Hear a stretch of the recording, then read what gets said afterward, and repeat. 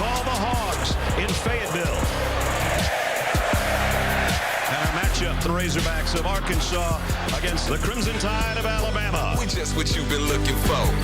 Let's show them what we cooking on. Cooking up some country. Drill by Drew Sanders. What a play from Bryce Young.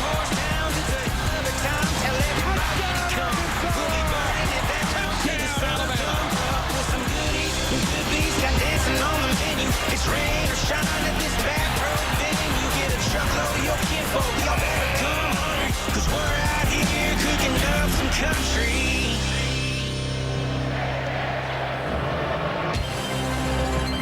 And that brings us to a readout at Razorback Stadium in Fayetteville, Arkansas. On a picture-perfect sun-drenched day in northwest Arkansas, the Home Depot SEC on CBS brings us a top 20 matchup. For the 33rd time, the Razorbacks and the Crimson Tide. The Tide ranked number 2, the hometown Razorbacks, the number 20 team in the country. It's a perfect day for football here in early October. And we welcome you, everybody. I'm Brad Nussler. My partners are Gary Danielson and Jenny Dell. This is when it gets fun, partner. The battle for the West starts right now. And we know Bama's going to be there, but isn't it great to have a prideful team like Arkansas back in here competing with these teams in the SEC West? Last year we had a barn burner, 42-35. I said to you the other day, you remember the numbers the quarterbacks put up? Oh, I remember. I tell you, we went off the air with something like this graphic that we showed. These two guys lit it up. I mean, this was probably the start of the Bryce Young run for the Heisman. And last year, KJ Jefferson showed Bama that he's not just a runner. He can throw the ball, too.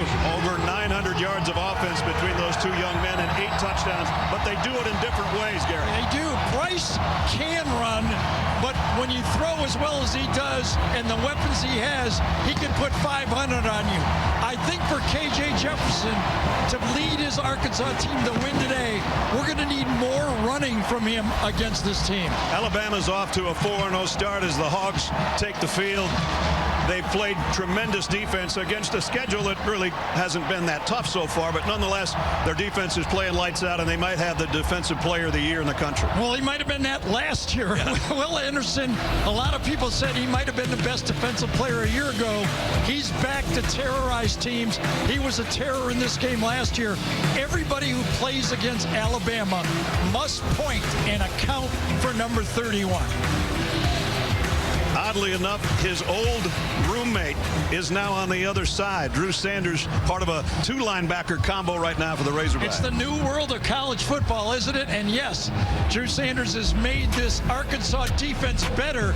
2 linebackers, Drew Sanders 42. He comes off the edge, he comes from the middle. He is a blitz menace. But Bumper Pool is Arkansas football. He plays all out, and he loves the university, and he loves to play football here. Kind of like their coach, Sam Pittman. With more on the coaches, we go to the third member of our team, Jenny Dell. Jenny? Yeah, well, Nick Saban has been anointed the best coach in college football, but around these parts, Sam Pittman reigns supreme. When he took over this football program 3 years ago, he has completely restored football prominence for Arkansas. And when it comes to today's matchup, Pittman, he told me he truly believes this team can compete. If you mix a little of last year when the Hogs played Bama tough to the close one last week, Pittman thinks that there are no miracles needed to come out of this one victorious. Guys, he called Saban the greatest coach of all time, but let me tell you, such mutual respect with these two. There's no doubt about that. There was a time when Nick tried to hire Sam. It didn't work out, and now they sit right next to each other in the SEC meetings. Today they meet in front of a packed house of 76,000, all wearing red, except the Alabama folks that got tickets. They're wearing their road whites. 15 straight wins for Alabama over Arkansas, leading the all-time series 25-7. Their last win was a 2-overtime victory over the Tide way back in 2006. I remember that one. My second game here at CBS. You talk about a perfect day. It is. Absolutely. This is Chamber of Commerce stuff in Northwest Arkansas. Sunny, 77. Light winds. Arkansas won the toss. They will defer. So the Crimson Tide and Bryce Young will have it on offense first. Yes, I was here Wednesday for practice, and I think Jenny hit the vibe of the Arkansas football team. The close loss to A&M, a game they thought they should have won, and how they played on the road last year. They believe. That's half the battle. They believe.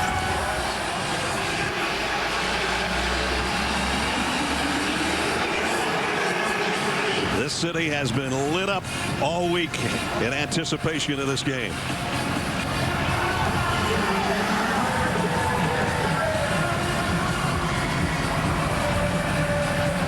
Bates has got it teed up. Jahmyr Gibbs is back at the goal line for Alabama.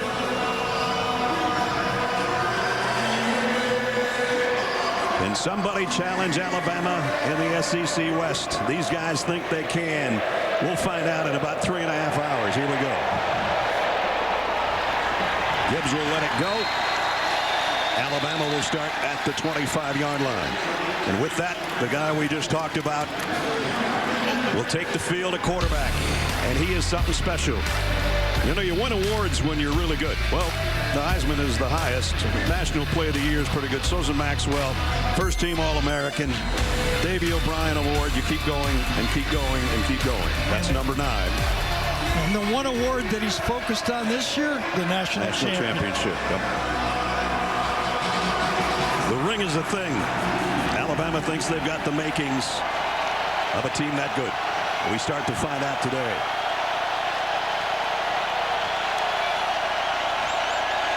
Jahmyr Gibbs on a cutback. Got a couple, and that's all.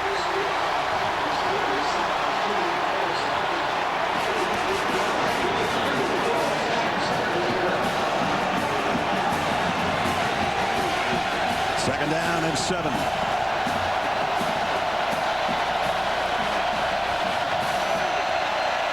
Latu, the tight end, in motion.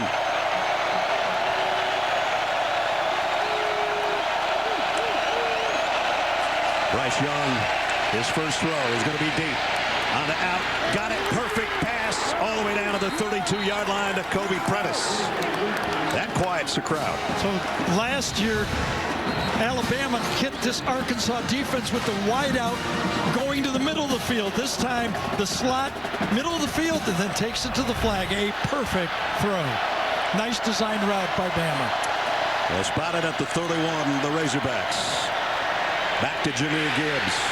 Broke a tackle somehow and got away, and with a stiff arm, got 5 or 6 out of nothing. I thought he was going to go down behind the line of scrimmage. Yeah, I think Drew Sanders had him. I never thought he had him wrapped up and down, but Gibbs spun out of it.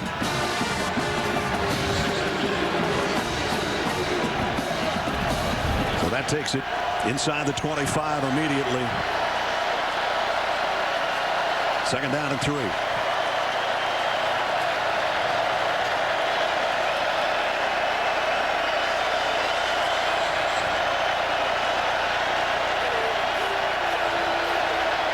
JoJo Earl down to the bottom of your screen, a wideout that's had some injury issues.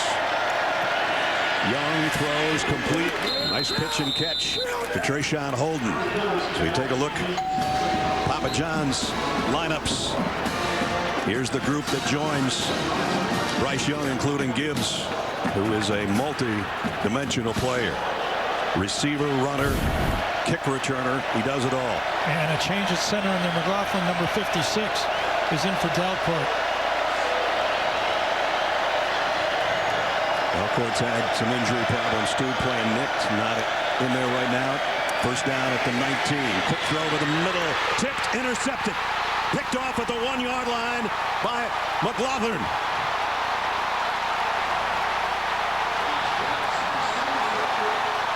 You can't throw it any better, but when you stick out one hand, it bounces up, and McLaughlin gets the turnover. Watch it. He's beat. Did he get a little tug there? Is that why he slowed down? Did McLaughlin get his hand on the jersey to slow him down? Because it seemed a little off balance. No, it was a hit downfield. Yep. Yeah, a bump downfield just to break his stride enough, or that ball would have been completed. That is a third interception of the year already for Dwight McLaughlin. I wonder is, did the bump come after the ball was in the air, though? That's the question. Could not tell from that look. Big play by the Arkansas defense to stop an Alabama drive. Nope, it was just before the ball was released. Yeah, the good news is they've got the ball. The bad news is where they're going to spot it for the offense for the Razorbacks. A.J. Jefferson will come up under center because they're at the 1 yard line. He'll try to get it and does out to the 5. That gives him some room to work.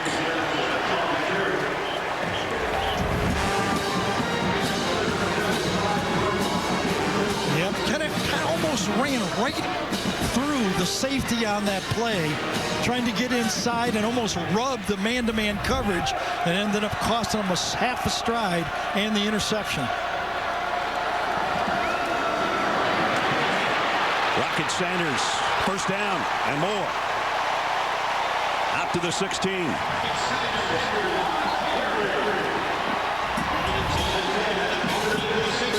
Can this Arkansas team, so good at running the ball, find some room to run the ball, make them two-dimensional? That's the goal against this Bama defense today. In the shotgun, A.J. Jefferson at the 16-yard line. Going to be a wide receiver screen. Got it out quickly to Ketron Jackson. Take a look at the Papa John starting lineup. We're going fast-paced here. We got to get it in while we can. K.J. Jefferson, over 900 passing, over 250 rushing. And he's already got a nice throw out to Ketron Jackson to get it to the 24-yard line where it's second down and 2. The unbalanced line, which Arkansas is in now, hurt Alabama last year. Right now, Kendall Briles is saying, did you adjust, Alabama? First down by Sanders. Goes for about 7. Here's the offense around K.J. Jefferson. Everybody talked about Matt Landers. Both the coaches, the coordinators, the quarterback said he's got to be a guy that has a big day. He's their fastest receiver.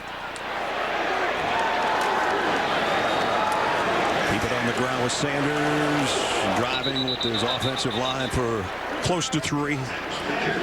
Bama defensively. We talked about Will Anderson, and he's got help from Henry To'o, who had 13 tackles in this game last year. And a couple touchdown saving tackles, I remember last year when Alabama was kind of out of whack with the on-balance. To'o made the touchdown saving tackles. He had a couple sacks as well. Number 10 in the middle for the Alabama defense. Second down and 7. Opening offensive drive for the Razorbacks. That might be a lateral, and there's a flag down. And so is Hazelwood. Yeah, it looked to me like an illegal formation. Did they have too many men in the backfield? They had a bunch to that side of the field. Yes. And Scott Walker is our referee. Illegal formation. Offense. More than 4 players in the offensive backfield. 5-yard penalty. Second down. You got the call, Garrett.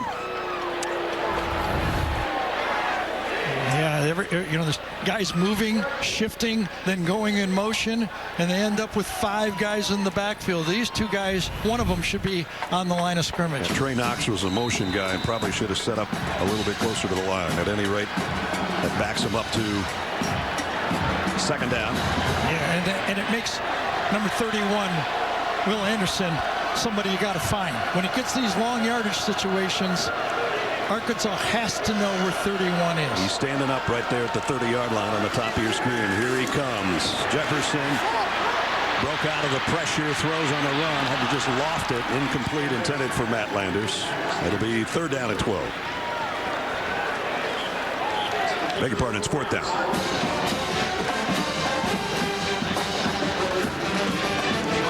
That'll bring out Max Fletcher to punt. McKinstry will drop back, and he has been dangerous. He's not even normally their punt returner, but he's been doing it so far. And he's got 244 yards to lead the country in that capacity. So the whole sideline, offense, defense, everybody says as soon as Kool-Aid gets his hands on the ball, we start paying attention. He's not going to get his hands on this one. So a bounce out of bounds around the 28-yard line. Nope, they're gonna walk it up farther, maybe around the 35. 9:50 first quarter. No scores so far. Bryce Young and the offense for Alabama back on the field when we come back.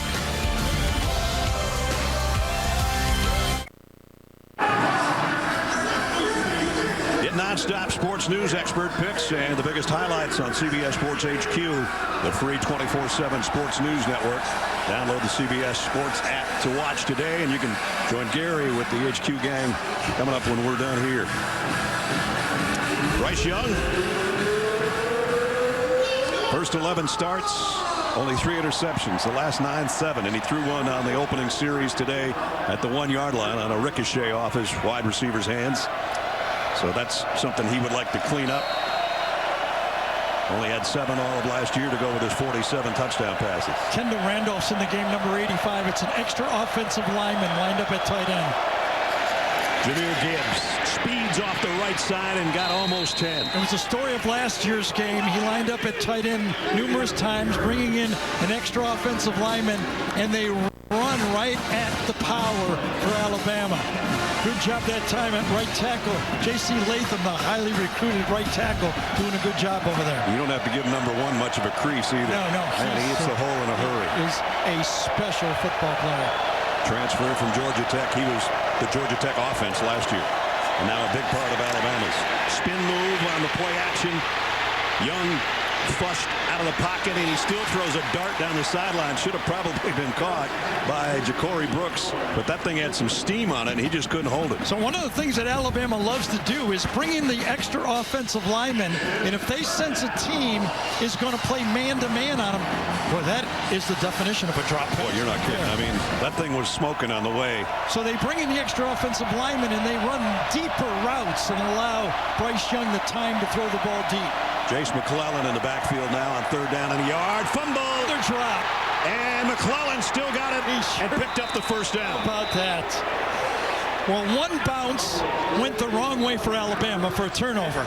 This bounce was good enough for McClellan to take it and get a first down. Keeps his wits about him. If he falls on it, it's right there, and they're going to have to punt. He grabs it, and, you know, if he'd have grabbed it and fumbled it, everybody said, just fall on it, just fall on it. But he does it and gets the first down. Here comes a blitz off the corner. The throw goes that way, and it goes through the hands of Kobe Prentice, who had the long ball earlier.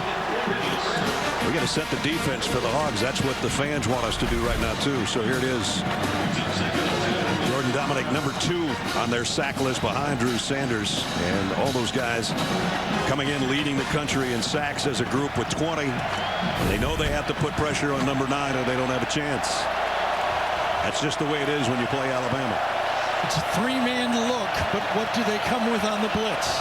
McClellan and Gibbs both in the backfield. It'll be Gibbs straight up the middle. Bulldozes his way across the 50 to the 47. Jahmyr Gibbs is a pure athlete playing running back. He's as comfortable lining up as a wide receiver in the slot or running the ball. Leads the team in receptions with 17 coming in, doing most of his damage on the ground here early in the first quarter. 3rd down. Alabama 44% on their 3rd down conversion so far through 4 games. Oh, tight look from the Arkansas defense. They're challenging the offense. Bryce Young says, are you going to play man against me? Are you good enough? Play clock down to 1. Just got it off. Young slant. Got his man on the fly. Kobe Prentice. You can say goodbye. Touchdown, Alabama. They were not good enough. Too much space. Bryce Young knew it. I knew it. They were going to play man. He called the audible, and look at this space. That's the man-to-man coverage he knows he has. He's going there the whole way. Here comes Arkansas. There goes Alabama. 47 yards for the touchdown. So they didn't score on their opening drive. When they do, they very seldom lose a game, but they scored on their second drive. 3 rushes, 3 passes. The extra point by Reichert is good. They just tipped it off too much. Too easy to read. You've got a veteran quarterback back there. He knew exactly what was coming, and he delivered it. 65 yards in 6 plays. The capper, a 47-yard touchdown. The 14th touchdown pass of the year for Bryce Young. 7-0, Bama.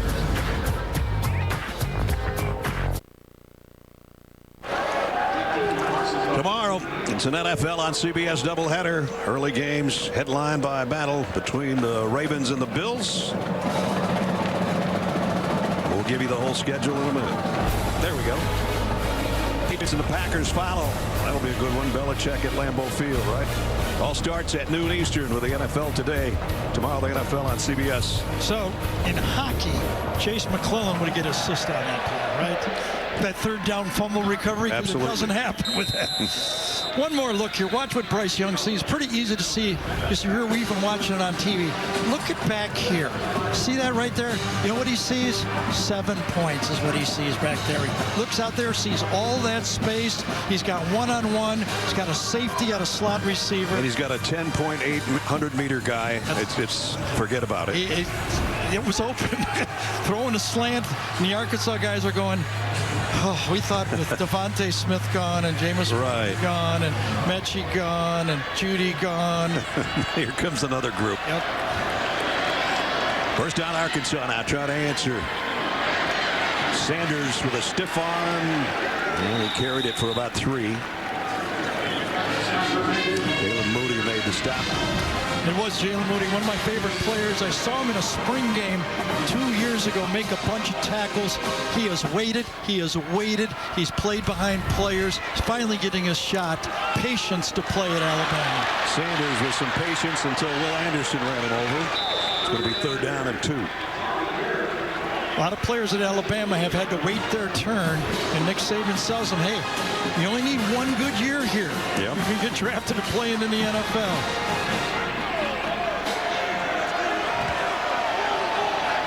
Big 3rd down for Arkansas just to stay on the field for their defense, a breather. A.J. Jefferson didn't get it. It's going to be 4th and 1. Yeah, DJ Dale, who was injured a year ago in warm-ups in this game, didn't go for the fake. Maybe he couldn't go for the fake, but watch this. Fake the pass. DJ says, hey, come right back to me. 4th to go. Here we go. Are they going to go for it?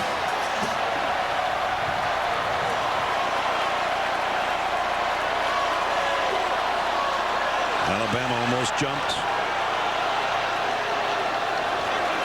He'll look back. Kendall Briles will look at Sam Pittman and go, are we going to go for it or not? They'll give him one more signal. 5 on the play clock. And it might be a timeout or not coming up. Now they'll take the clock down to 0. Flag, and then they'll punt. 4th down. I think Sam Pittman in that situation goes, I'd rather have a timeout and I'll sacrifice the 5 yards. Right. I thought he'd go for it, didn't you? Well, you know, last year, watching last week. Last year they had a fake punt that kind of shocked all of us, but it wasn't on that spot on the field. No. He kind of said to us when we went with him yesterday, be ready. Be ready. Be ready. I'm going to do everything.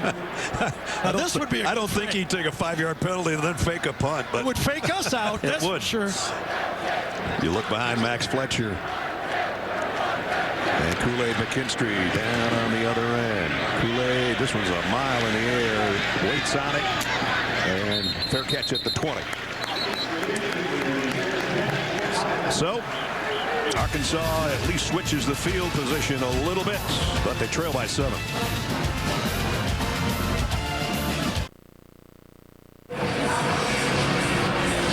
Now it's time for Do Project Smarter, presented by the Home Depot. Let's do some smart things or some not so smart things, Gary. Yes, well, here it is. Pick your poison. If you rush him all out, he can score by the 3-man rush. Look at this. Look at the time and the patience that Bryce Young does, and the point guard dishes it off. the last second for a touchdown. So a little bit in between 3 and all might be the answer, right? But yeah, not 3 though. Well, he's already got a touchdown pass last season. There's his numbers on his way to the Heisman Trophy. And threw 5 touchdown passes in this matchup last season. Gibbs, all wrapped up by Eric Gregory. And he's the force that has to push that middle of the defensive line. According to Barry Odom, defensive coordinator, coming out after making the stop, but no gain on the play. 2nd down and 10. And Tyler Booker, the true freshman guard, is in the game at left guard right now. He's in the rotation. It's a 3-man rotation. He's earning playing time. Trips to the left here for Bryce Young. He bobbled the snap momentarily and now fires down the middle complete and completes it to Trayshawn Holden. Well, Hudson Clark, I think it was number 17, might have been 19 on the play, but this is the zone defense. Arkansas's got to find players, and they do, but just a second. Actually, it was Bumper Pool. It wasn't a 10. They got the hit. Applying to play defense, trying to find players. Just don't cover grass, but at least let the Alabama receivers know you're going to get hit against our zone defense. You let them know for sure. 3rd down in the yard, blitz off the corner. Cutback goes that way for the 1st down run, and it's McClellan out to about the 34.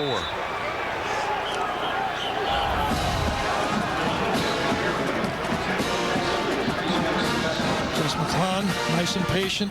Brad's called it a couple times. Running nowadays, it's not down, kick out anymore. It's everybody mash forward, find the crease, be ready to cut back, and he did. McClellan leading the team in rushing and has the 2nd fewest attempts of anybody in the country that has that stat as a leading rusher. So he's making good on the carries he gets, including that last one. Young, play fake all day to throw. Finally, he goes across the middle, incomplete, intended for McClellan. Well, he had plenty of time to scan the field, didn't he? He did, but that's when watching practice, Barry Odom was constantly telling his defense, keep your eyes open, find the receivers. Don't just drop back and cover grass. Make the throws tighter. Make Bryce Young be accurate with every throw. Make the receivers understand they're going to get hit after they catch it.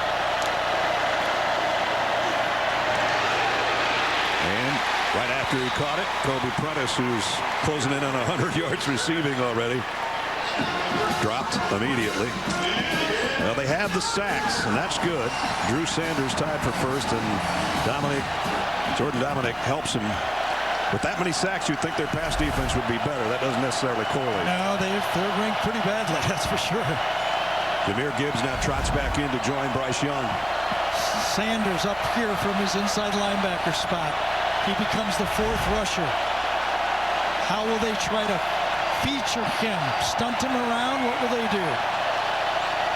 3rd down and 7. They're coming this time. Long ball, man is wide open. Isaiah Bond, another one of the young wide receivers, all the way down to the 7. You know, I don't think Nick Saban's very good at poker. Do you know that? Because last night we were just asking him about his receivers. As you watch the protection, good enough. He mentioned Isaiah Bond. He did. Said number 17, I think is going to be pretty good. He just runs by everybody. And Young put it right on him. He couldn't keep his footing, but he does get it down inside the 10 at the 7. Georgia High School 100 and 200 meter state champ. I wrote it down last night. Young might run with this one. He'll coast with this one. Touchdown, Alabama. Just give it a little fake step to the inside. That froze the would-be tackler out in space, and he cruised in from 8 yards out. I don't know if Nick Saban is good at poker, but I do know he's good at challenging his football team. He told them our old Alabama teams love to go on the road and be aggressive. Take the fight, show how good they were. He said, if we show how good we were, we don't need to be winning these games by 1 and 2 points.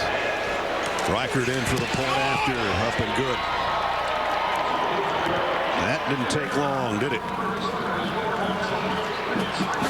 To cap off An 80-yard drive in 7 plays from our AT&T 5G pylon cam. This is Bryce Young coming right into your living room. Touchdown, Alabama. 14-0 tie.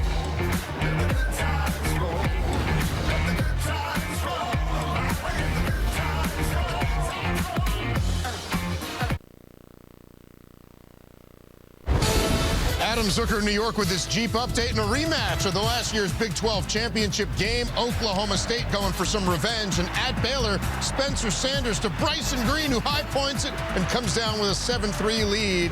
The Bears in their banana unis today. Ness, Gary, back to you. I was wondering what you're going to call those. Thanks. 14-0 here early. Alabama on top of Arkansas. Bryce Young with a touchdown pass and a touchdown run. Yeah, the Heisman Trophy winner just picked out 2 true freshmen to throw touchdown passes to. Kind of like these young guys. He's starting to think. Yeah, and with the college rules, you're going to have them for 3 seasons. You're not going to have Bryce Young to throw to you, though. No, but they'll be there. Fair catch. Hey, well-designed play. You're trying to get your outside receiver matched up on a slot defender, kind of a hybrid right here. You come out, you cross, and then you bring the outside receiver matched up on Miles Slusher. The slot defender got one-on-one. He's basically a glorified safety. Both touchdown passes, well, that was a long play, not a touchdown pass. Both long plays have been on the slot safety, and one play later, they walk it into the end zone. His 3rd rushing touchdown of the year. Big plays with good players. A.J. Green in the backfield with K.J. Jefferson. He wants to throw on 1st down. Isn't going to get a chance. He'll run it, though. And he's got a big gain. Picked up about 14 on the scramble before Jalen Moody brought him down. So let's remember about this Arkansas team a year ago in this game. They fell behind 10-0. So it's 14-0 now. They're going to have to climb back into this football game, one play at a time. They had a bunch of long drives last year. 5 for over 75 yards. They'd love a long drive. Green fighting for a yard, maybe.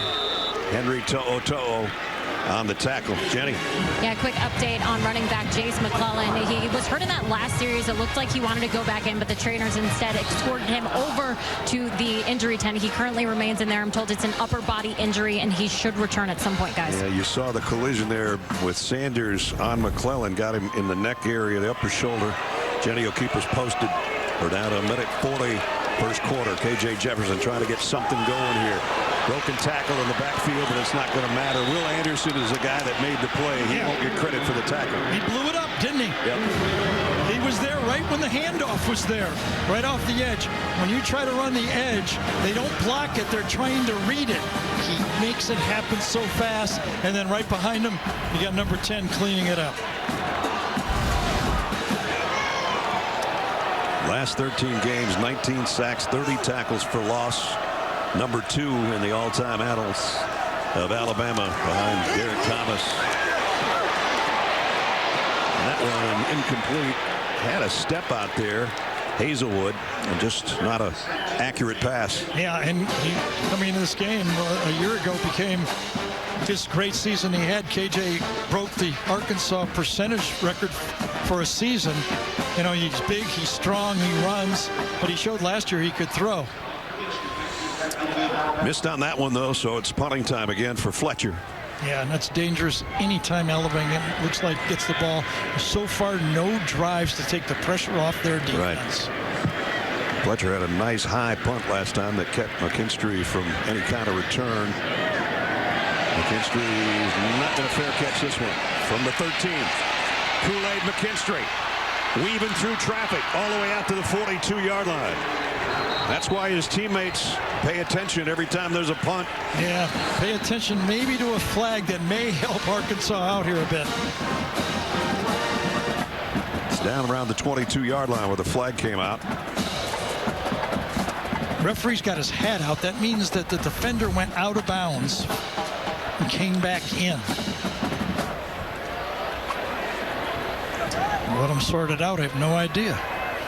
Player out of bounds, kicking team number 11. 5-yard penalty will be added to the end of the return. First down. That's what it was. Had his hat off. That meant the defender going down the field ran out of bounds to avoid the block, came back in, gets the 5-yard penalty. Not only a good return, but tack 5 more on. And it's going to be great field position for Alabama.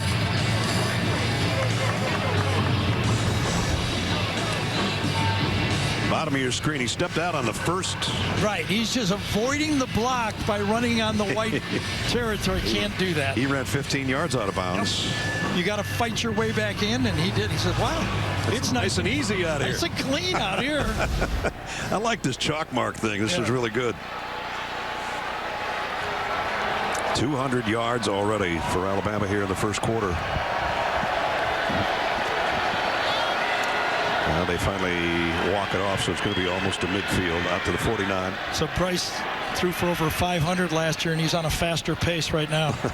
That's not good if you're an Arkansas fan.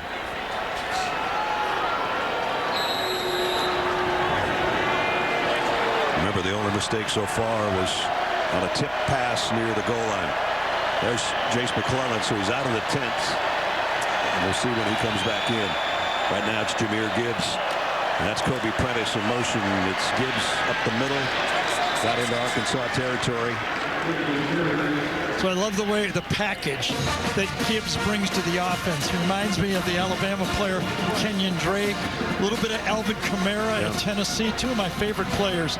Got the whole package perfect for modern day football. And this one flanked all the way to the bottom of the field. There's what we're talking about. Multi-purpose guy.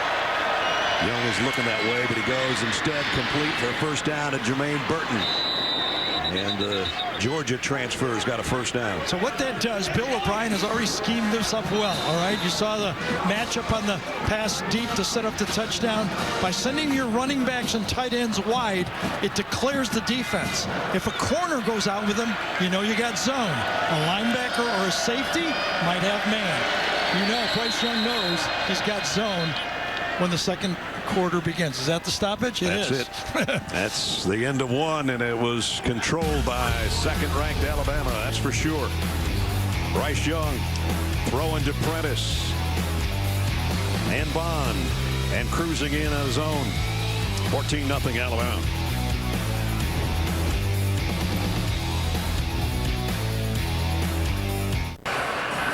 Our aerial coverage of today's game is brought to you by Goodyear. As we start the second quarter at Razorback Stadium in Fayetteville, Arkansas, 14-0 Alabama in front and driving again. First snap of the second quarter at the Arkansas 35-yard line. Empty backfield for Bryce Young.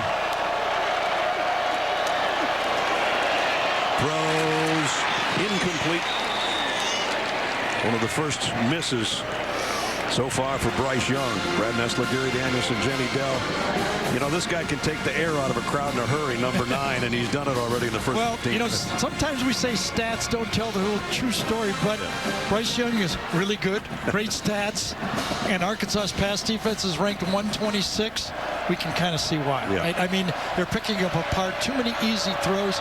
They must, I think their only chance, they've got to pressure Bryce Young. Texas did it. They got him off his spot. How can they get Bryce Young uncomfortable? I mean, how can they do it? It's been the question a lot of teams have faced over the last couple of years. Texas did it a bit, you know. They did. They got good inside push. Correct. You know, the Auburn game we did at the end of last year, they kind of got 7 sacks in that game. I think you really have to concentrate that if we don't put pressure on this guy, he's too good for this level of play. This is a huge third down. I know it's early in the game, but if they could just hold them to a field goal attempt.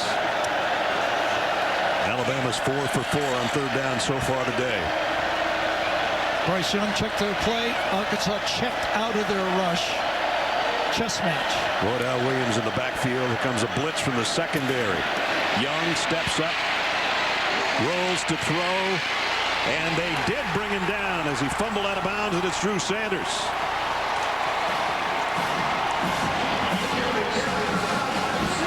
And that was just what the doctor ordered for the Arkansas defense. So this time that secondary bought the time to flush the quarterback out, and Sanders ran him down. A year ago they were teammates.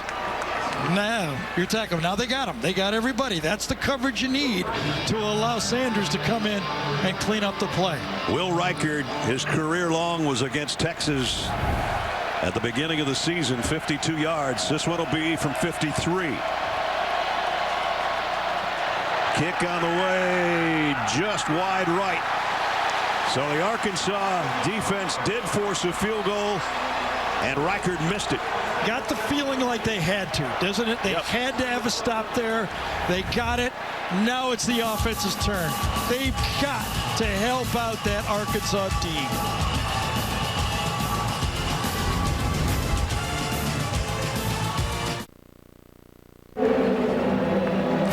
Wednesday, set sail across the Mediterranean with real singles on the romantic adventure of a lifetime.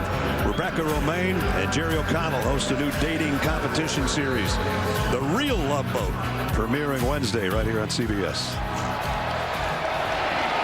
Well, not good on the first 3 possessions for Arkansas. They got to get something going here offensively. They got the defensive stop they were looking for. Let's see what K.J. Jefferson can do. Threw that one in the ground, intended for Matt Landers. So you wonder, Alabama loses, the receivers, Williams, Mechie, Devontae Smith the year before, the Heisman Trophy winner. But right now it looks like Arkansas is missing Trayvon Burks. Yep. Last year in this game he had 8 receptions, 179 yards, 2 touchdowns. He doesn't look like he has a guy he feels comfortable putting the ball up in a 50-50 situation. Doesn't look comfortable right there either. Goes down.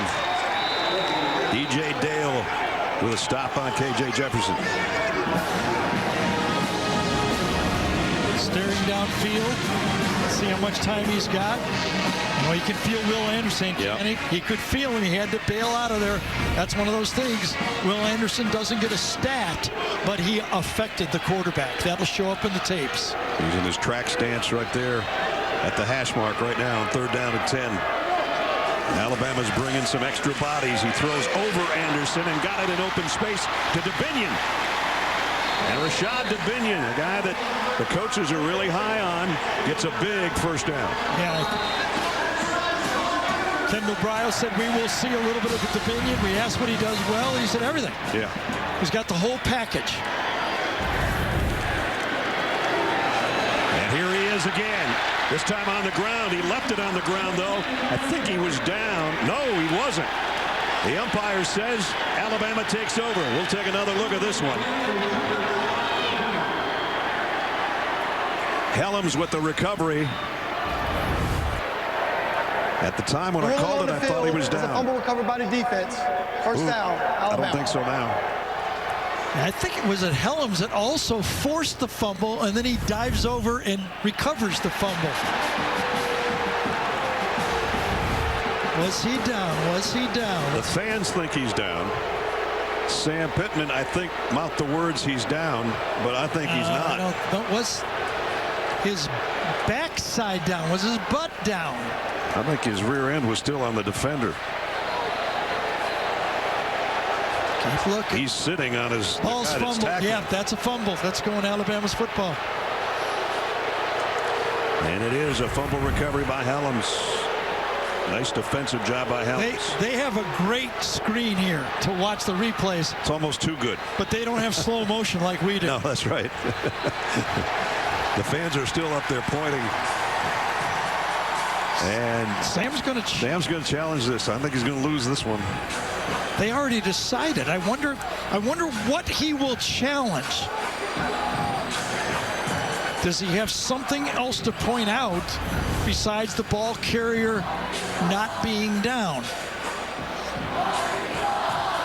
Gene Steratore is our man in New York watching it with us. Gene? Yeah, I can see from the angle that we've got right now, you guys are right on it. And then we got a... They are going to review, I guess. And as Gary said, the Jumbotron's great, but Gary, I think maybe the people that are reviewing this play might be a little more biased in the stadium with the replay reviews. Right. But I don't know what Sam would challenge. Wouldn't the official tell him we've already reviewed it? Does he have to have something else to challenge, Gene, or does he just say, I want you to take another look? Can he do that? Yeah, he's probably saying he wants to take another look. When you have a turnover like that, as you said, Gary, they're looking at that play, right, just because they're going to confirm that. But when a coach calls a timeout and says, look, I want you to look at it, you're going to go through the process. I don't think this will take very long, and then he's going to lose this timeout as well. I think I just read Coach's lips, and I think he said, gol dang it. Gol dang it. You know, in basketball, that's where you kind of get a tee. Because the crowd was, you know, he was playing to the crowd, right? Alabama. You get one of those tees, but you can't get a tee in football. You know, it's 15 yards, hurts. 1 point isn't a big deal. So just when the Arkansas offense was showing some life, Helms takes that life away from him. And Coach Pittman. And there's the gol dang it. Well, that's one of those veteran safeties that this Alabama football team is blessed with. DeMarco Helms, Jordan Battle. A lot of people played a lot of plays. Brian Branch. Brian Branch. They got a lot of experience at that safety and star position. Jace McClellan is back in the lineup, having been in the tent earlier that Jenny told us about. He gets the carry here for a yard or so. That's about it. Stand him up.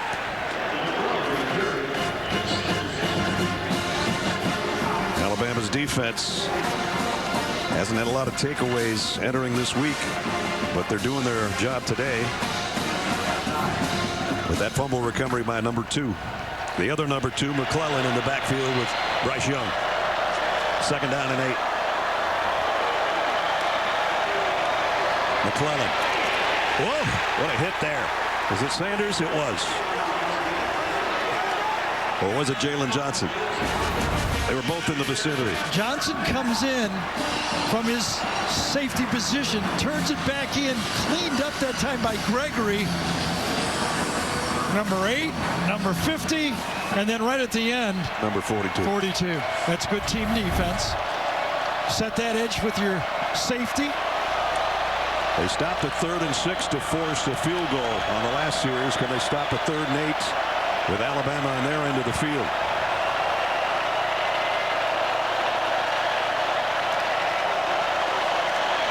Young rips it down the middle, in and out of the hands of his intended receiver, Trayshawn Holden, and he is holding his stomach.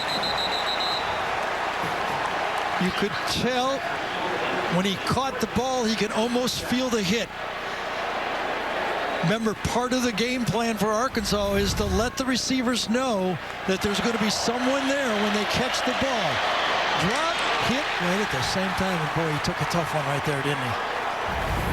Like right in the rib cage. Gary Johnson let him have it as soon as the ball was in the vicinity, and Bryce Young is going in the tent. Wonder if he hit his finger on the helmet as he threw the ball. Holden is up. Did not see it. Had my eyes downfield. Didn't see it, but you could see he was very upset. Threw his helmet down as he headed into the tent. We'll get another look at the end of the play. Remember, Dak Prescott hit his thumb and broke his thumb on a... I didn't see anybody near him. Neither did I. Did he feel his shoulder? It's almost as if his shoulder popped out or something. He's holding it like he's got a dead shoulder, doesn't he? He's definitely favoring it. Burnett punts, fair catch called for and taken just inside the 10-yard line by Bryce Stevens. So now Arkansas is going to take over, and the big question mark is about the Heisman Trophy winner. Here he is behind him as he lets go. He doesn't touch anything. No, he doesn't. But the grimace on his face tells the story, and hanging that right arm. You could see the worry on Nick Saban. Yep, right at his shoulder.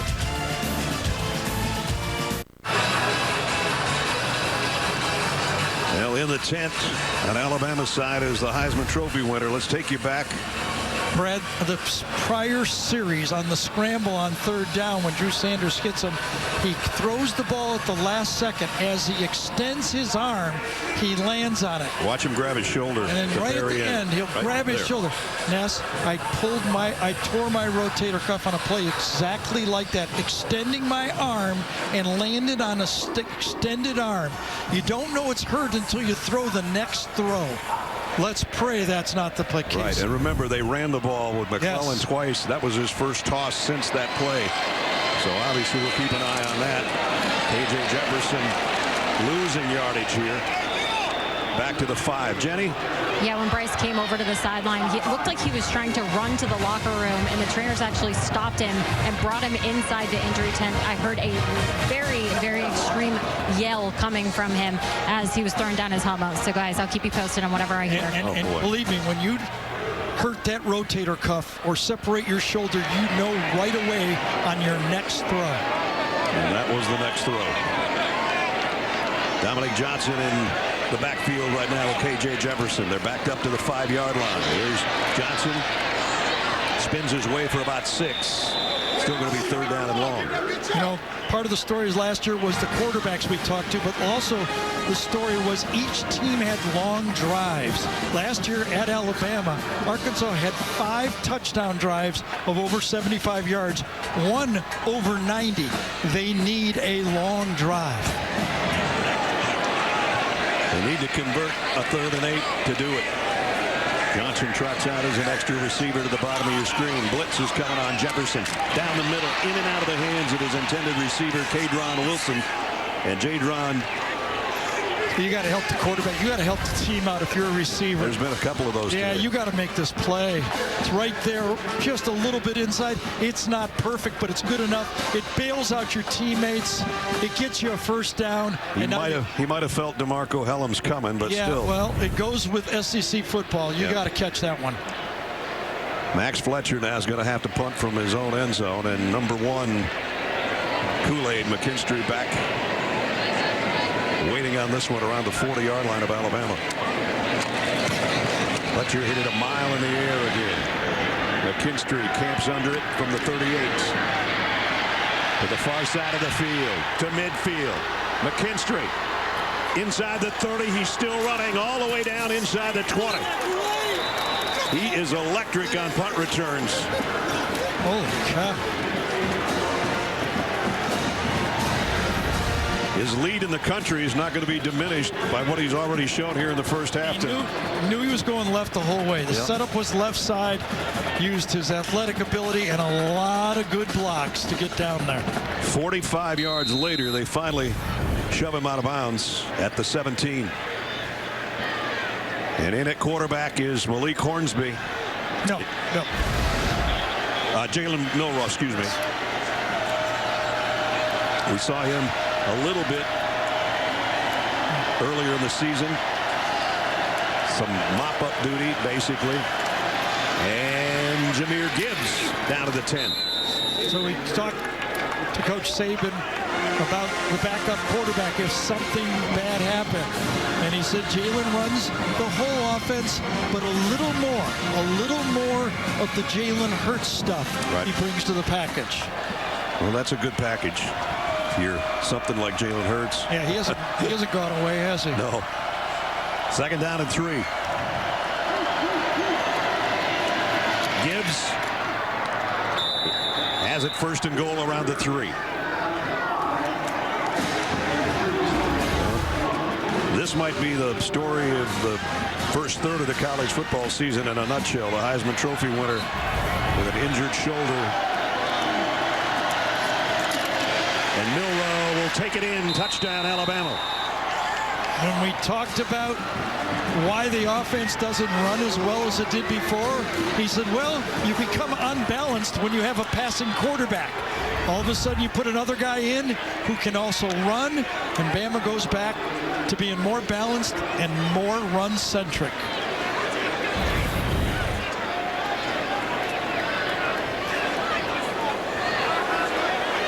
They only had to go 17 yards in 3 plays, but you can give a big chunk of that drive to Kool-Aid McKinstry's punt return. Reichard in for the point after. Up and good. And even without Bryce Young, the Tide adds another touchdown. Bryce Young frustrated on the sidelines with an injured right shoulder. His replacement comes in and scores from 3 yards out.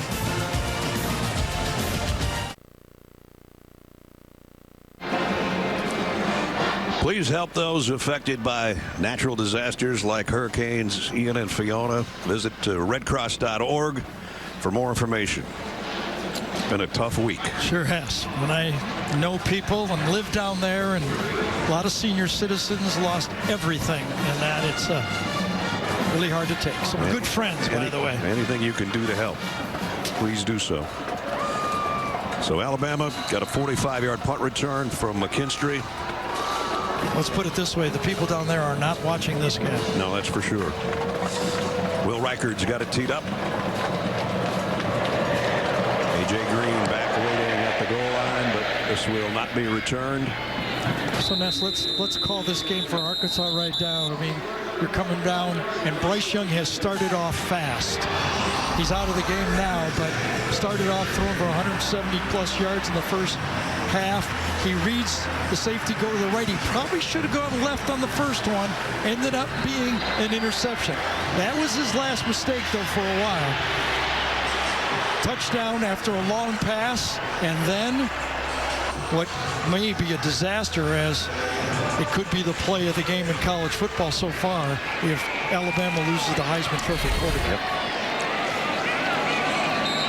So here's the challenge for Arkansas. A year ago in this football game, it was a 17-14 game at the end of the half, and Alabama scored at the end of the half, and then scored when they got the ball to start the third quarter. Arkansas has to do the same thing right now. Offense number 51, 5-yard penalty, first down. Can they take a 21-zip game, score now, they get the ball the second half, can they make it a game? That would be the perfect scenario for them, for sure. Mostly it's been punts today for the Razorback offense. A.J. Jefferson has not been the dynamic guy that we saw in this game last year. At least not so far.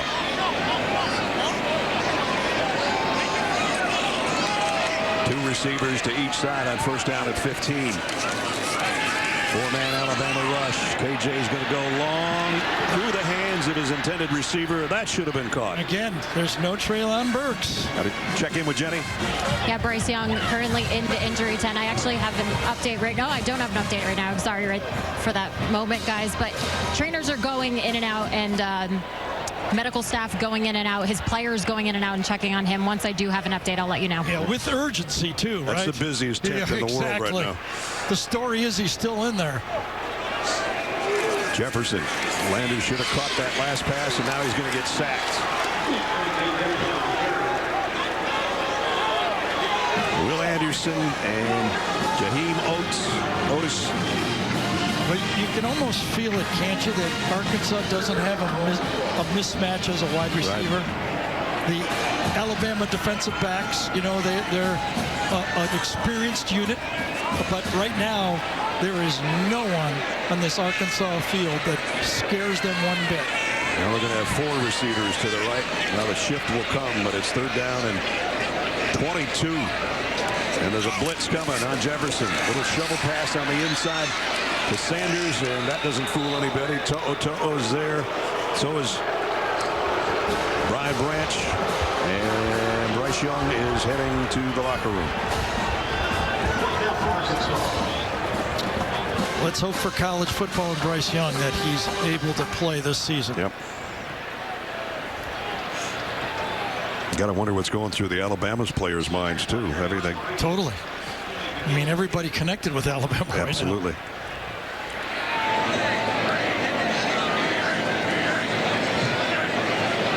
Low snap. Fletcher handles it. Another nice punt and a fair catch called for by McKinstry as he runs out of bounds around the 41-yard line. Isn't it amazing that the story in the NFL this week was Tua Tagovailoa, former Alabama quarterback, and now the story of the day today is Bryce Young. Good point.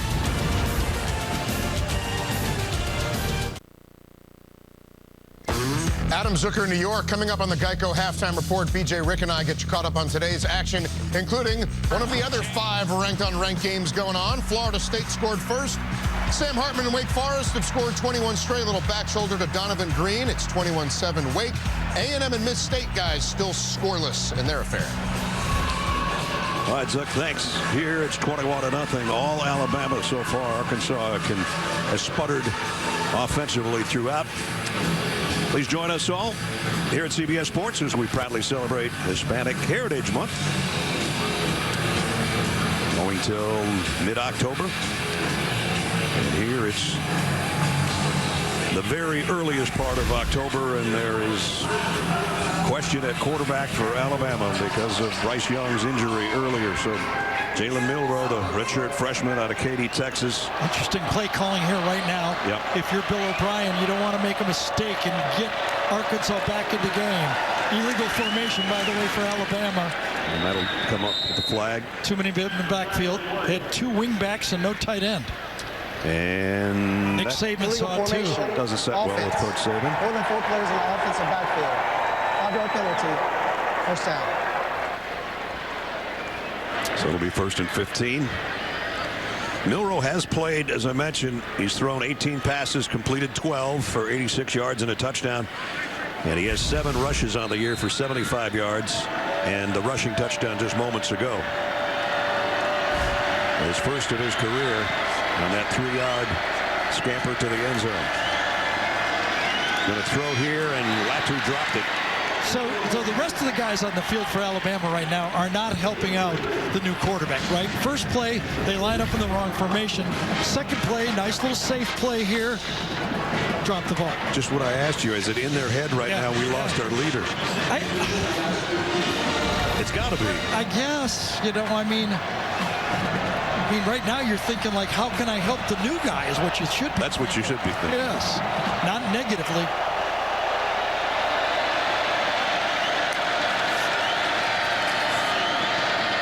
This throw is complete. And it's Isaiah Bond who's got a touchdown already today, and he's got a big first down here. Yeah, good throw. We're over here thinking, like, how do they protect the ball, protect the quarterback? It's 2022, right?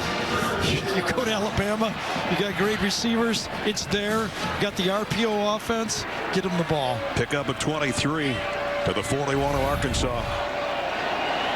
Gibbs now behind Milroe. He was in a pistol set. Milroe says, get over to my right side, will you?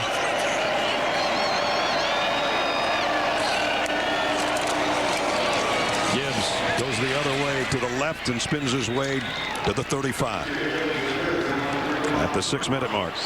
Well, the question about this all year, the concern has been, can this offensive line for Alabama look like Alabama? That time, Javion Cohen, center that time. Laughlin does a good job of opening that crack for the running back to get the positive yards. 2nd down and 4. Gibbs dragged down from behind after only about a yard. Nice job defensively sliding behind the blocking to make the hit. Yeah, Jordan Dominic that time, the transfer from Georgia Tech, good pass rusher, but that time you could almost feel that this Arkansas defense is attacking the quarterback. They're coming at him, trying to force a mistake, but so far the only 2 mistakes have been other people, not the quarterback. Alabama already in field goal range. 3rd down and 3. Milroe sets in the pocket and throws incomplete. That's going to be interference, though. Coming across Latu that time. Looks like Brini. And he grabbed him with, I think his left hand grabbed his jersey. Brini, a transfer from Georgia. It's right here is the matchup, okay? Going out. Yeah, he's cuts got back it right in. there. He's got his hands all over him. Left hand at the end, but Holding. Defense, number 7. 10-yard penalty from the previous spot. Automatic first down.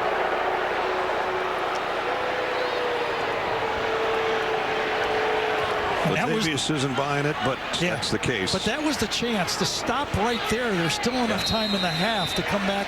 And by the way, Arkansas has all 3 timeouts. They did not charge Sam with that timeout. Snap was a little wide. They get it down. And Roydell Williams gets good yardage inside the 20. Don't forget, coming up on the Geico halftime report, Adam, Rick, and BJ will break down the first half and have highlights from around the country.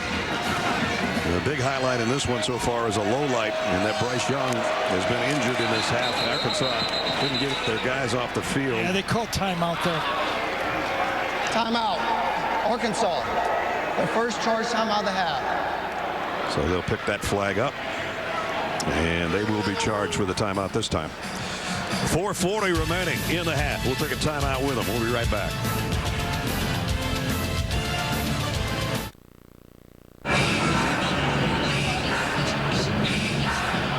.440 left in the half. Alabama driving with their backup quarterback. And the jumbo in at tight end, an extra offensive lineman. They love to go play action off of this. Second down at 5. Roydell Williams up the middle, spins his way for a first down. So they're at the 15. Arkansas has already used one timeout. That was because they had too many guys out there. So Milroe, the redshirt freshman. Inches. No, they're going to say third down. 3rd and inches. And it's first down now. And that was Williams again. 3rd and short. Take your time. Mash it up front. Start way inside and then bounce it out by Roydell Williams. Roydell averaged about 6 yards a carry last year. Just under 300 yards rushing. So we've seen all 3 backs, Gibbs, McClellan, and Williams so far. Gibbs back in there now. At the 14, it's Jahmyr Gibbs. Gibbs, he's going to coast. Touchdown, Alabama. Yeah, flag down. Javian Cohen, number 70, is turning around and going, really? He's got his hands on his hips. He going, are you serious? That's holding? Look at him. Holding. Offense, number 70. 10-yard penalty. He's still staring at him. Look at that. That's like 45 seconds going, no, that's not. Let's see. Let's find out. Right side over here. Here he is. Oh. I don't know. He just had him, got to the outside, got his butt to the outside, and threw him down. I don't know if that was a pancake, but it looked like a waffle to me, at least. Well, that's a way to stop a scoring drive. Illegal use of hands? I don't know, but watch him get to the outside. Illegal use of strength. Might have had him hooked a little bit. Yeah, I guess you should call that. He hooked him and turned him. Milroe down the middle, a little bit low, incomplete, intended for Holden.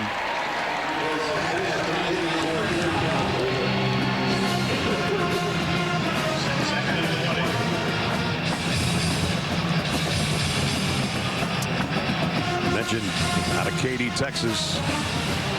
Under Armour All-American, as almost all these guys on the Alabama team are. Some sort of All-American or 5-star.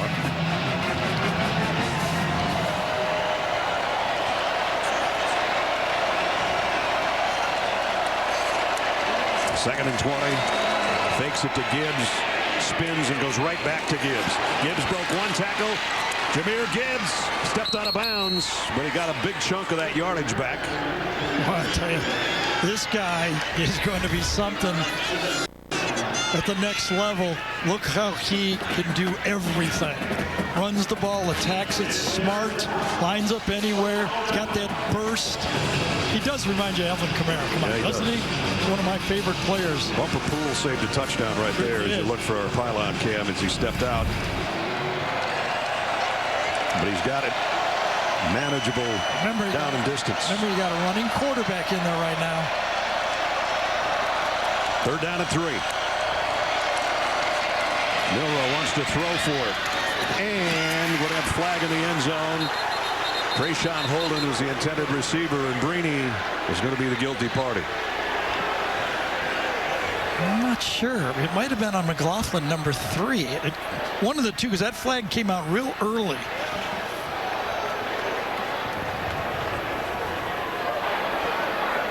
Pass interference. Offense, number 10. 15-yard penalty.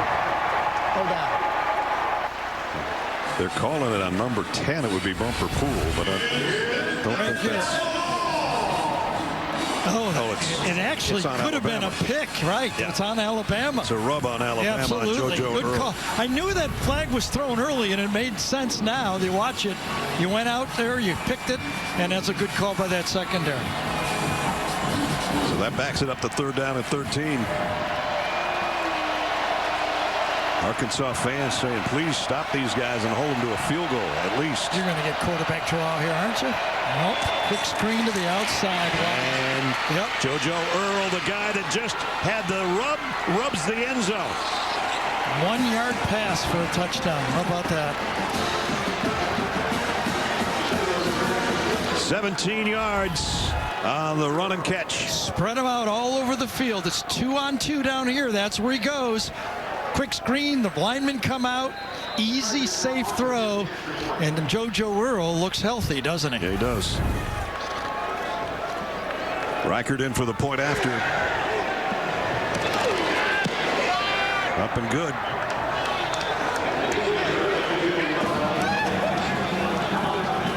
Good blocking out on the perimeter. 59-yard drive and 9 plays. There's Gary's guy, number 85, running somebody over. Touchdown Alabama. It's 28-0.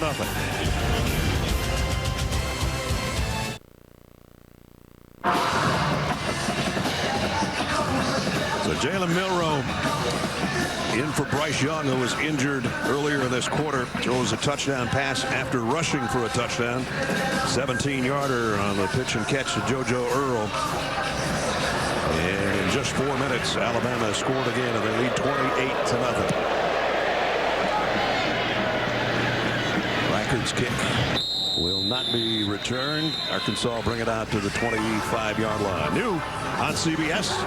Take a ride along through the thrilling streets of East New York. Starring Amanda Warren, Jimmy Smits, and Richard Kind. From the producers of NYPD Blue come the new series, East New York. It premieres tomorrow, right after The Equalizer, here on CBS.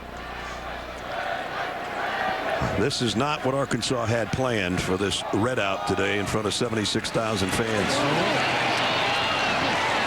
Rocket Sanders on the carry. And so now you just got to turn around and look at your teammates and go, we're playing with pride, and I'm watching the film on Sunday and Monday to see who isn't. Jefferson, quick slant, completes. Trying to get out to the edge, and Jason Hazelwood can't. Brought down by Terrion Arnold. And we have a Alabama player down. I think it's Brian Branch, maybe. It is. One of the leaders of their defense. Oh, he gets hit by his own player. Yeah, toe. Yes. You're collisioning for the receiver, and all of a sudden you get hit by it. You're not prepared for that one. You're going for somebody else, and you take it.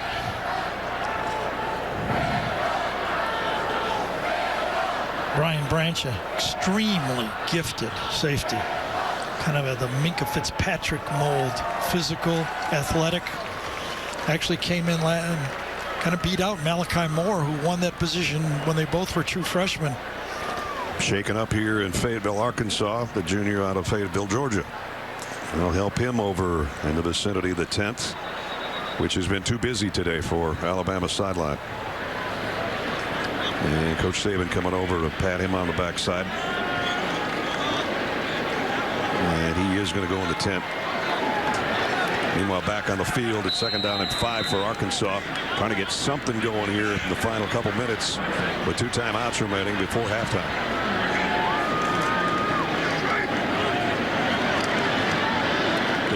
No, it's Sanders, beg your pardon. And stalemate right at the 1st down marker. Arkansas has not been able to attack the man-to-man coverage for the 2 corners for Alabama, McKinstry and Arnold. No balls to the outside with any pressure on either one of the man-to-man corners. They're going to keep it on the ground, try to get to the edge, and that's not happening. Nice job out there by Dallas Turner. Dallas Turner burst on the scene about halfway through the season last year for Alabama. Couldn't get him off the field. No. Drew Sanders came to Arkansas because he didn't know if he's get his job back from that guy. So it all works out. It worked out pretty well for both of them so far. KJ Jefferson steps up, fires down the middle, complete. Finally got a wide receiver involved. It's Matt Landers.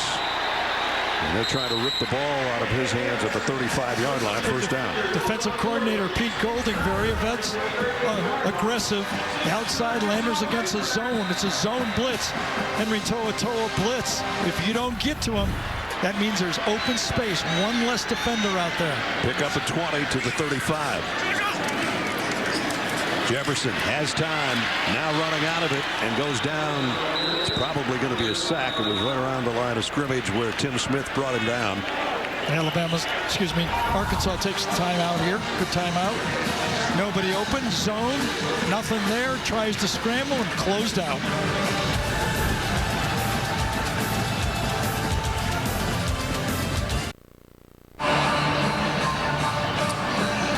.58 seconds left in the half. Arkansas trying to get something on the board here before the end of the quarter. No gain on that last play. It wasn't a sack as KJ got back to the line of scrimmage. Second down and 10.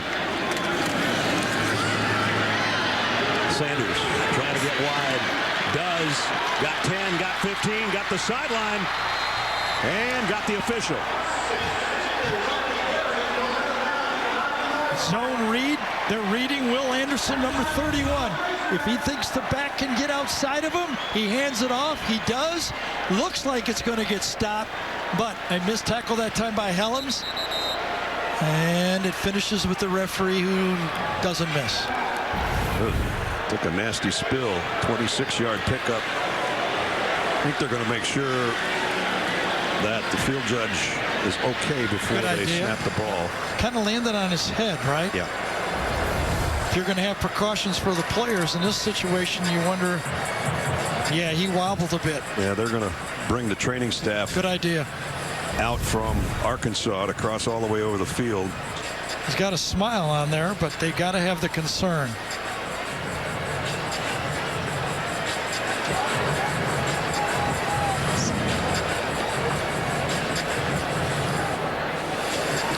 So a 26-yard pickup by Rocket Sanders. Got it down to the 9-yard line. This was the end of the play. Rocket's almost trying to hold him up. He was trying to hold him right at the end. His head snapped back and hit the grass. And this is where somebody with a sharp eye on the sideline, one of the observers, noticed it and said, let's take a look. Philip Davenport is our field judge, and he says, I'm ready. I hope he is. He's got a smile. That's a good sign. Yeah. Meanwhile, the Razorbacks will bring it out to first and goal. They're at the 9-yard line.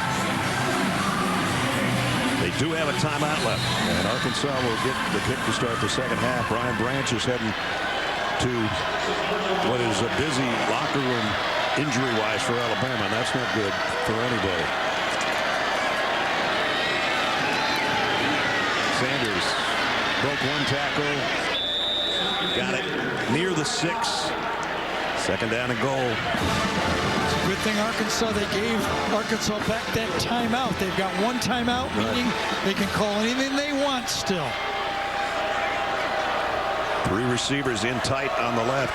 Rocket Sanders goes in motion to the right. Jefferson down the middle. Touchdown, Arkansas. Keytron Jackson. Boy, did the Hogs need that one.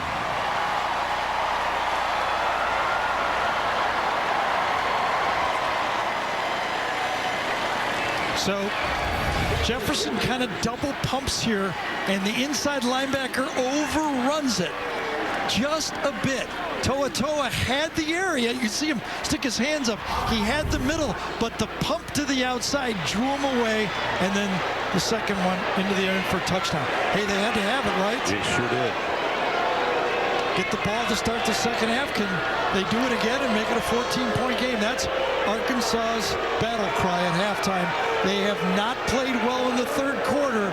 They're going to have to do it. They're going to take a peek at this review. Did the ball skip before it got there? Ketron Jackson had a touchdown catch a week ago in the loss to Texas A&M, and this one's vital right now. 21 seconds to go. Yep. They are taking a look at it. Over the middle. Did it skip? I don't think so. Not on that one. I didn't see anything there. Gene, did you?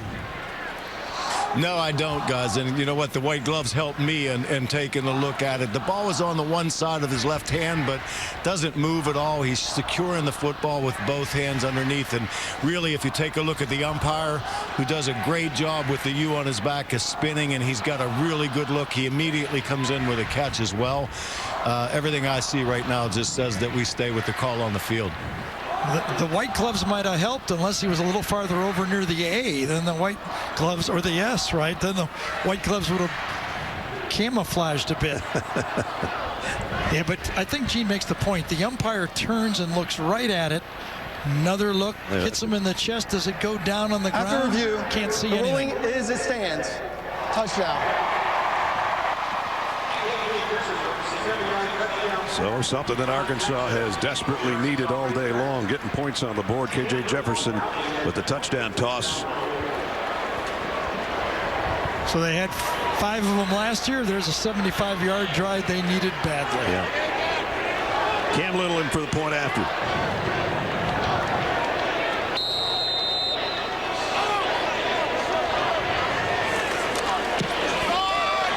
Up and good. 9 plays, 75 yards.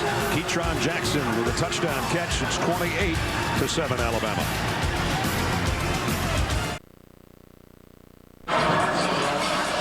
Tonight at 7:30 Eastern on CBS Sports Network. Catch more gridiron action.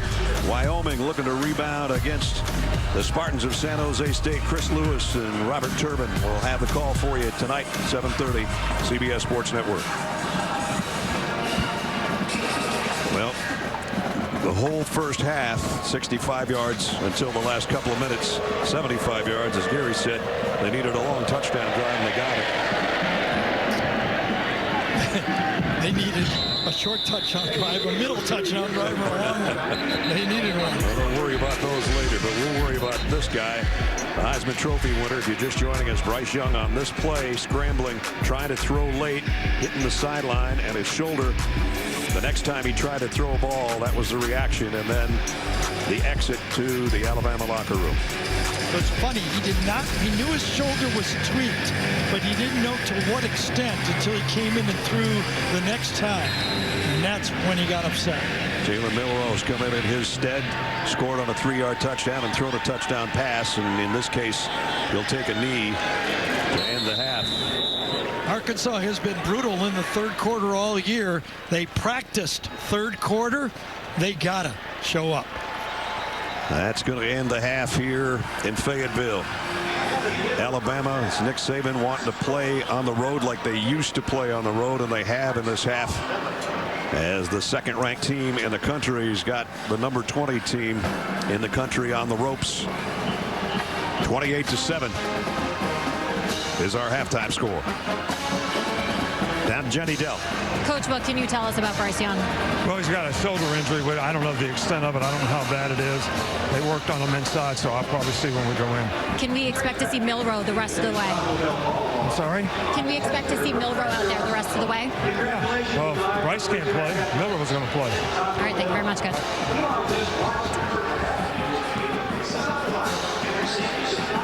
Well, obviously a coach that's disgruntled by the whole situation. You lose your quarterback, you get short with your answers, right? I guess so. That's the end of the half. 28-7 the score. Alabama in front. As we send you now to Adam Zucker on New York studio for the Geico halftime report. Zuck. All right, Ness, we'll definitely be talking about the Alabama quarterback situation, and coming up on the Geico halftime report, we'll also get you caught up on ranked affairs in Waco and Tallahassee after this word from your local station.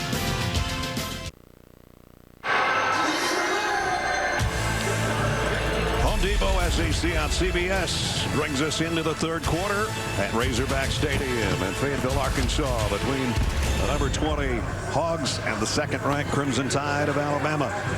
28-7. Alabama owned that first half. A good drive, though, at the very end of the second quarter. Got Arkansas on the board. They'll hope for more of the same. Bryce Young is on the field with a helmet on. Boy, that's encouraging. It's great news for Alabama fans, even college football fans. Let's go to Jenny for an update. Well, guys, you heard Nick Saban tell me that it was a shoulder injury going into the half. I just was told that he went in, got evaluated, and now he is questionable to return. So you see him out on the field now. Well, that's going to be interesting. He's at least got a smile on his face. A couple of good signs, but we're going to have to just wait and see. They won't have the ball first offensively as Reichard kicks off, and Arkansas bring it out to the 25. Brad Nessler, Gary Danson, Jenny Dell. Couple things, partner. First of all, you know, we got a game to play and a second half to play, and Arkansas will talk about how they can get back into it. But when you lose arguably the most visible guy our sport has, it's not good for anybody. No, I think both these teams are hurting at halftime. You know, Arkansas number 20 down, gave up 28 points, and the other team thinking national championship. Is our quarterback okay? So both teams come out going, what's going to happen in the second half? And we'll find out, because it's starting right now at the 25-yard line.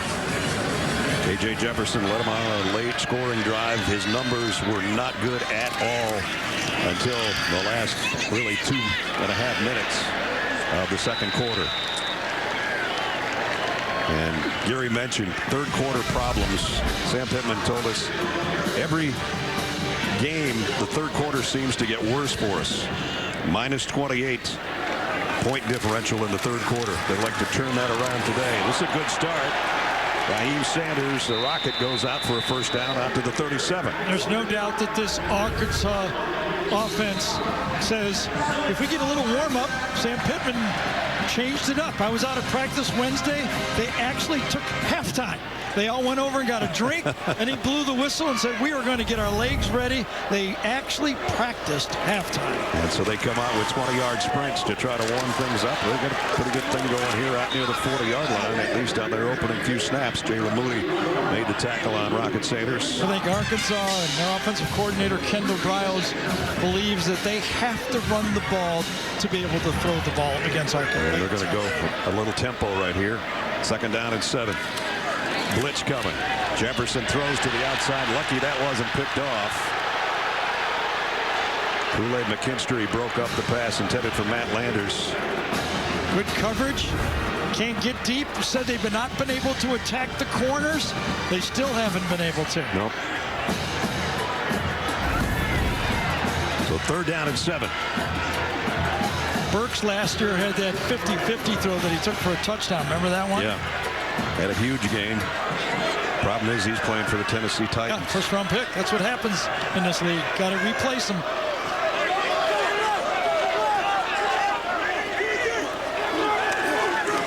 Jefferson running out of time from the backside. Throws late across the middle, and it's broken up, incomplete. Knocked away by Arnold. Yeah, Terrion Arnold came into the Texans game. They can't get him off the field. Playing the other quarterback corner opposite McKinstry. Man-to-man coverage. Ball slightly behind. He's able to make the play with his left hand. Almost tucked it in there. That's a great defensive play. Yep, ball was, you saw the receiver had to slow down. That's where man-to-man coverage makes the difference. Against zones, you can throw to the space. Against man-to-man, they have to be accurate throws. Max Fletcher to punt. Look out, the guy on the other end. He's forced a couple of fair catches today, but he's also seen one taken back 45 yards by this guy at the 14. Made the first wave miss. McKinstry ran into a wall as he hit the 34-yard line, but another good return. Got a flag down. I didn't see that until late. Bryce Young is coming out at quarterback. Boy, this is shocking me. The way he looked going in the locker room.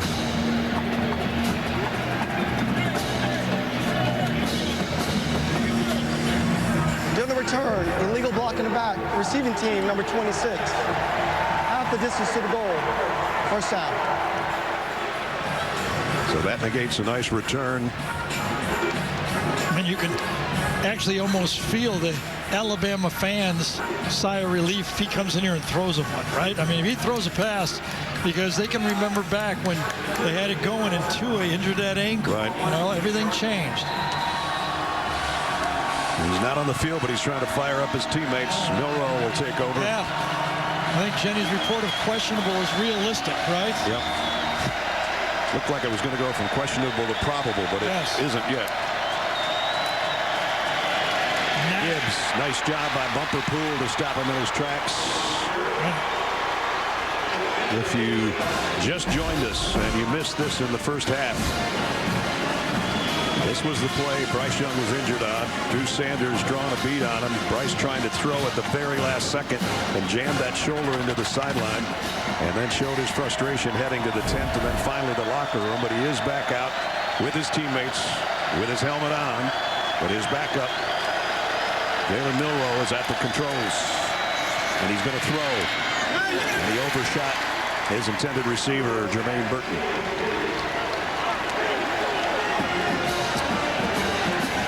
The challenge for Alabama is, what do they do? They've struggled running the ball, especially on the road.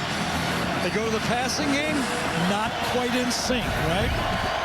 Receivers taking it more to the post, quarterback's throwing it as a square in. Fans at halftime have had a chance to refuel their lungs a little bit. Yes, for sure. 3rd down and 9. Big play here. Here comes the blitz. Milroe's in his own end zone, but he runs out of there. And he's got the first down and then slides. Like, that's generous. Slide? You sure it was kind I don't know what that was. Kind of a spinner slide there, wasn't it? But you're right. Pass rush goes past him. He feels it, knows where the first down is, and then he... Little Twizzler at the end there. Exactly. Gibbs. Cut back. Oh, what a beauty. Yeah, exactly. The stretch play that time, outside stretch, getting it, feeling it, speed to the outside, and then find a crease. And he does. And the quickness with which he hits that cutback is, when you see it live and in person, I don't know if you're getting it on TV, but it's pretty quick. 61 yards now for Gibbs, 2nd down and 3. High snap. This time they've got him bottled up and might have gotten a yard out of it. Landon Jackson made the stop. Yeah, Zach Williams, number 56, the defensive end of that side, won his battle. You win your one-on-one battle, good things happen. Over here, you win, that forces it back the other way. Win, force it back the other way. Nice job. Yep. Well, they picked up a 3rd and 9. They've got a 3rd and 4 right here. McClellan now behind Milroe. It's a little sweep, and Gibbs isn't going to get there. Nice job by the Arkansas defense. He's about a half-yard shy. It is. Coming from the left side, little touch pass. Can't quite get the block that time on the safety, and gets it real close. Blair made the play and forces the punt. James Burnap in to kick for only the 2nd time today. Bryce Stevens, he's had some big returns so far through the first month of the season as well. Burnap with that Australian punt, end over end. Fair catch has already been called for and taken at the 21-yard line. So Arkansas got a stop, forced to punt. 10.5 to play 3rd quarter. They'll have it back on offense when we return.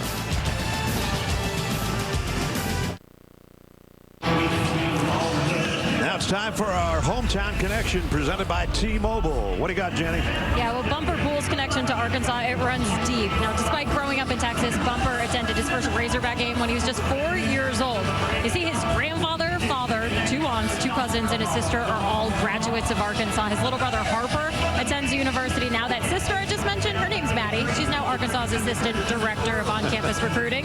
Bubber told me being a diehard Razorback fan, it's a dream to play football here. He said that Fayetteville really is a home away from home for the Poole family, guys. It sure is a family affair. It's funny, we walked into our meeting yesterday, and Gary said, linebackers didn't look like you when they came into a meeting when I played, you know, hadn't shaved, long hair. He comes in, looked like he's getting ready to go to church. Absolutely. He was clean-shaven and ready for a TV interview, wasn't he? Yeah, he's a good player, too. He's a player. Meanwhile, his offensive teammates take over at the 22.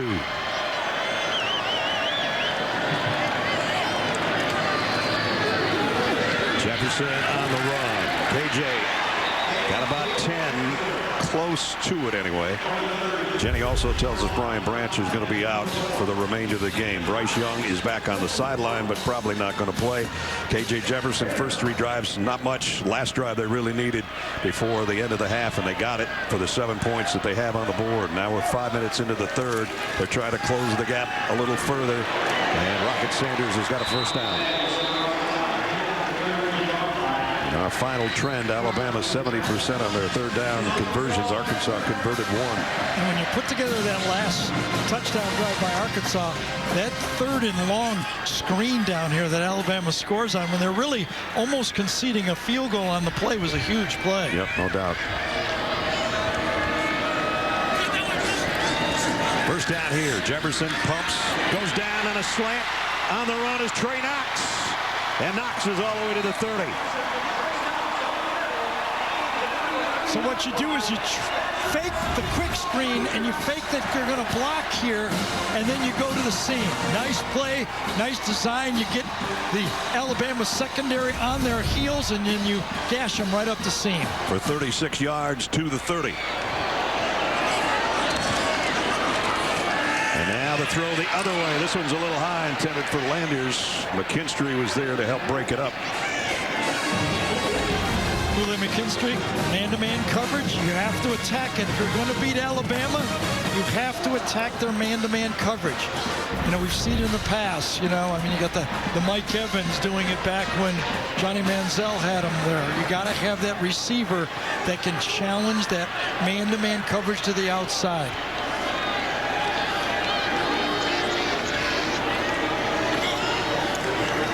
Second down and 10. Collision in the backfield, and Will Anderson says hello to Rocket Sanders. Yeah, if you're going to not block number 31 and read him, you better read it fast, because he's coming, and if you make the wrong decision... They're lucky you didn't take the handoff. Totally. Wow. See, that's a... Yeah, I don't know who you're reading on that one, but 31 better be on the page that you're reading. Third down and 14.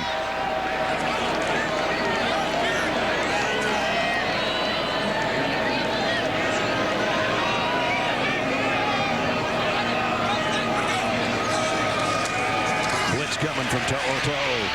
Jefferson, look out from behind, has to throw at the last second, and he completed it to Sanders. And he's got a first down.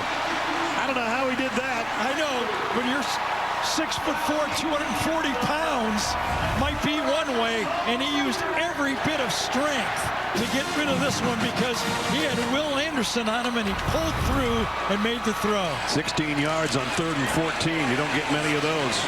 Sanders on the inside run now. Goes for about 4 more. Especially if you get this play and you've got a chance to get a sack, that takes you out of field goal range, and you know, you get the ball back. But completes it now, you know, for all intents and purposes, unless it's a really long yardage, Arkansas is calling plays here now like they have 4-down territory. Defense. Alabama gets caught with an illegal substitution, so they're going to move it 5 yards closer.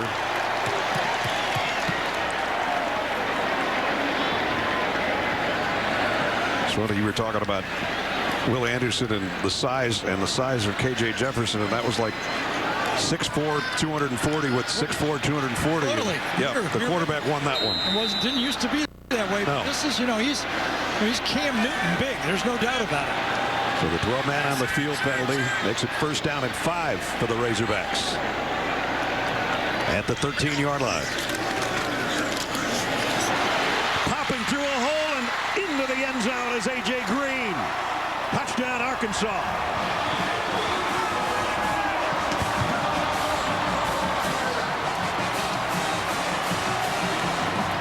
So Arkansas has caught a break.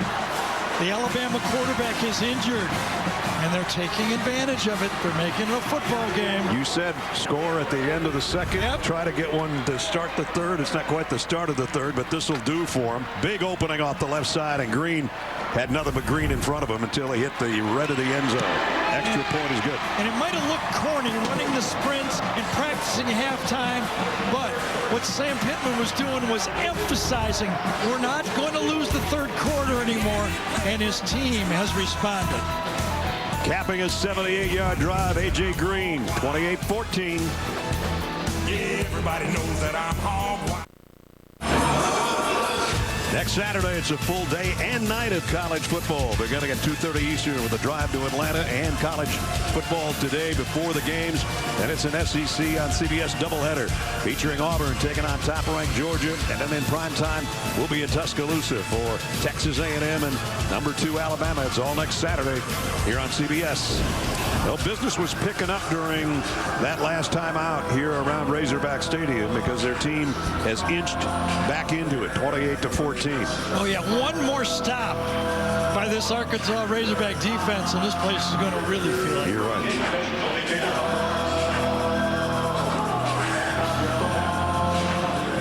So the dilemma for Bill O'Brien is, with number 9 in the game, he had a matchup that he just could depend on. Right. And felt pretty easy. He could score anytime he wanted to.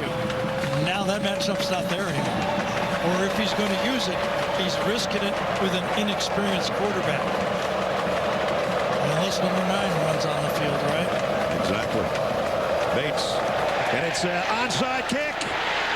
And they got it. Sam Pittman said we were going to pull out the stops. He just did it with an onside kick, and his kicker recovered it. He's stolen a possession. He's emphasized the third quarter, and his team has responded. And he said, I love in special teams when we do something different. I know on that sideline, Nick Saban is looking at his coaches and going, why weren't we ready for that? You can't do it much better than this. The kicker is the hero. He just waited on it, waited for the last bounce, and covered it 11 yards past where he kicked it.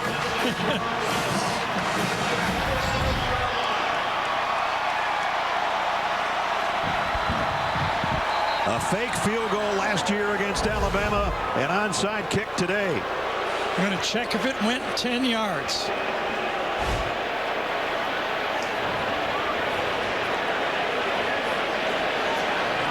Jake Bates with the kick. We'll watch it. Remember, it's not where the feet of the players is. It's where the ball is. You can't reach across the ball line. It's 11. And he did not. No, it's 11 yards. Good to check.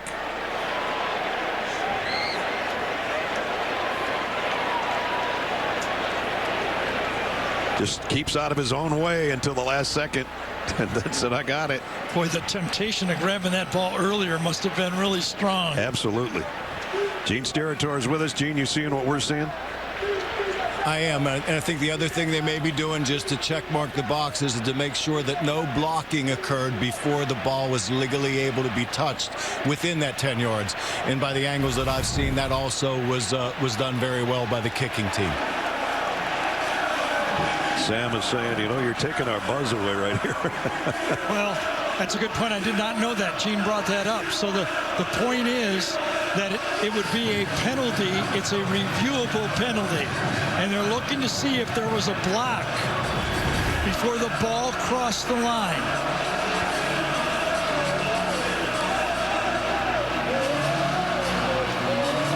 It's close. Might have been simultaneous. Yes, it's very, very close.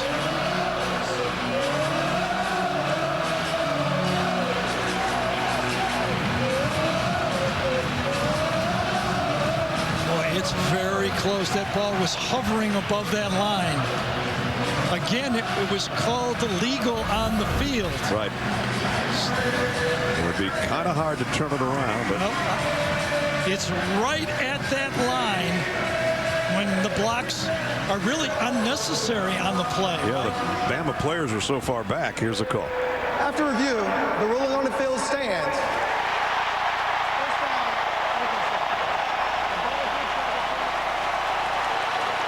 Jake Bates is the man of the hour for the midway point of the third quarter. And it was inches either way. Again, called legal on the field. The ball was hovering over the line. It's not when he catches it. It was when the ball gets to the line. I think they got it right. So now can the offense take advantage? Good field position at the 46. Slip screen to Hazelwood on the outside. Got it to midfield, maybe to the 49. So we check in with Jenny. Yeah, I talked to head coach Sam Pittman. He said he walked into the locker room at halftime and he looked at his team and he said, we're playing a la freaking Bama. Maybe he used different words right there. He said, we're playing with no emotion. So his goal was to come out here in the third quarter and fight. And that's exactly what they're doing, guys. Were they ever? Sanders fighting to get back to the line of scrimmage on this carry. Just a little point here. If Alabama can get a stop, the replay actually gave the Bama defense a blow. You know, maybe a three-minute blow because they had just left the field and they would have had to run back on. That's what I was saying about Sam Pittman saying you're killing our buzz. We want to get going on offense. I thought you were talking about the fans, but the buzz that the Alabama defense was drinking Gatorade. And they go, what? Third down and 6. So will they get the stop? Jefferson in trouble. Throws late and got it complete. Ketron Jackson, first down.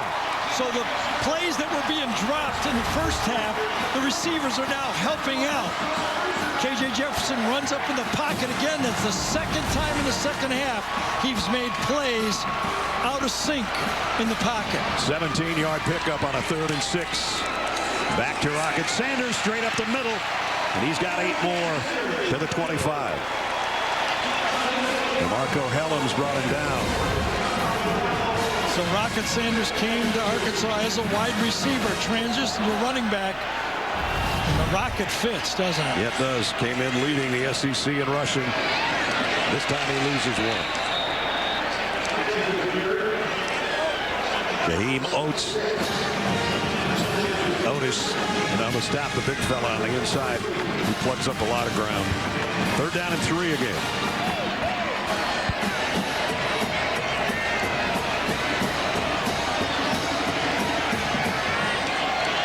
Jefferson momentarily comes up under center. He's going to stay there and go straight ahead. Quarterback keeper, and he's got the first down.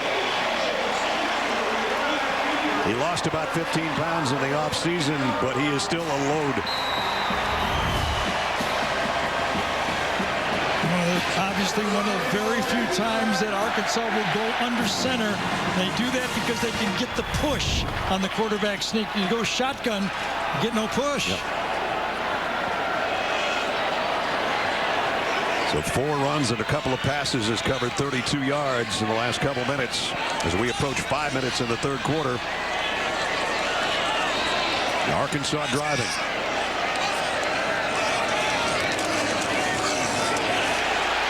KJ Jefferson all the way to the 15 before he's run out of bounds. Well, there's the zone read, and this time he read Dallas Turner, number 15. Looking at the handoff, look at that. He's got his eyes right here, okay? He's got his eyes right there. Do I do it? Do I do it? Nope, I got it. Gets it out to the outside. Very positive play. This time he keeps it, took it right out of his tailback's hands to the 5. Jefferson has got the Arkansas offense in gear. Look how smart this read is by KJ Jefferson. He gets an attack not only from Dallas Turner, but also the corner blitz at the same time. So he knows he has to keep it and not go wide, but take it inside. Got Alabama's defense on their heels a little bit. Jefferson, 1st and goal at the 5-yard line. Rocket Sanders with him in the backfield. They're coming. Man-to-man coverage by Alabama all over the field. Blitz is coming.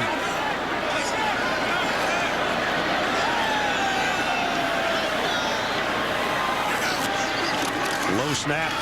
Sanders trying to weave his way inside. Maybe got 1. 2nd down and goal.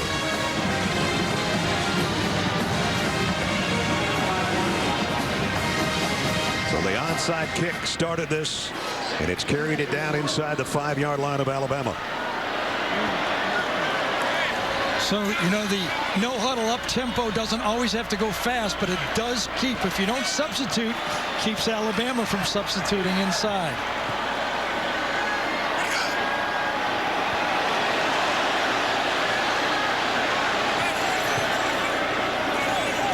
Out of 5 on the play clock. Jefferson going to get the snap off. Barely. Sanders cuts back. Stuffed well again inside. Tough sledding in there for number 5. Yeah, Isaiah Hastings. I think it was Hastings, I'm not sure, 99. I believe stuffed the play inside. Make piles. Make piles if there's those defensive linemen. All right, you got a quarterback. And one of the best runners in the country from that position. Do you run him here at 3rd down and goal? Well, I also think you got 4th down too. Remember, you got a backup quarterback in on the other side. I think you got 2 downs. 11th play of the drive is right here at the 3-yard line. Jefferson keeps it. Doesn't get it. And that's 4th down. Lost yardage on the play. Attacking defense. Defensive coordinator Pete Golding sends them again off the edge right here. Attack. Can't get the mesh cleanly. And it looks like, at least, Sam Pittman says, 3rd quarter, a lot of time. 3. Let's put 3 up there, or let's try another fake. Cam Little, who had the heartbreak at the end of the game last week when he hit the top of the upright from 42 yards out. Look at him look over. Why would he be looking at the bench? To see if the fake is on or not? Looks safe, take the 3. 22-yard field goal attempt is up and good. Maybe to restore the confidence in his kicker. Take the sure thing, as Gary said. Still a lot of ball left. 16 and a half minutes to go. It's down to 28-17. Alabama, late 3rd.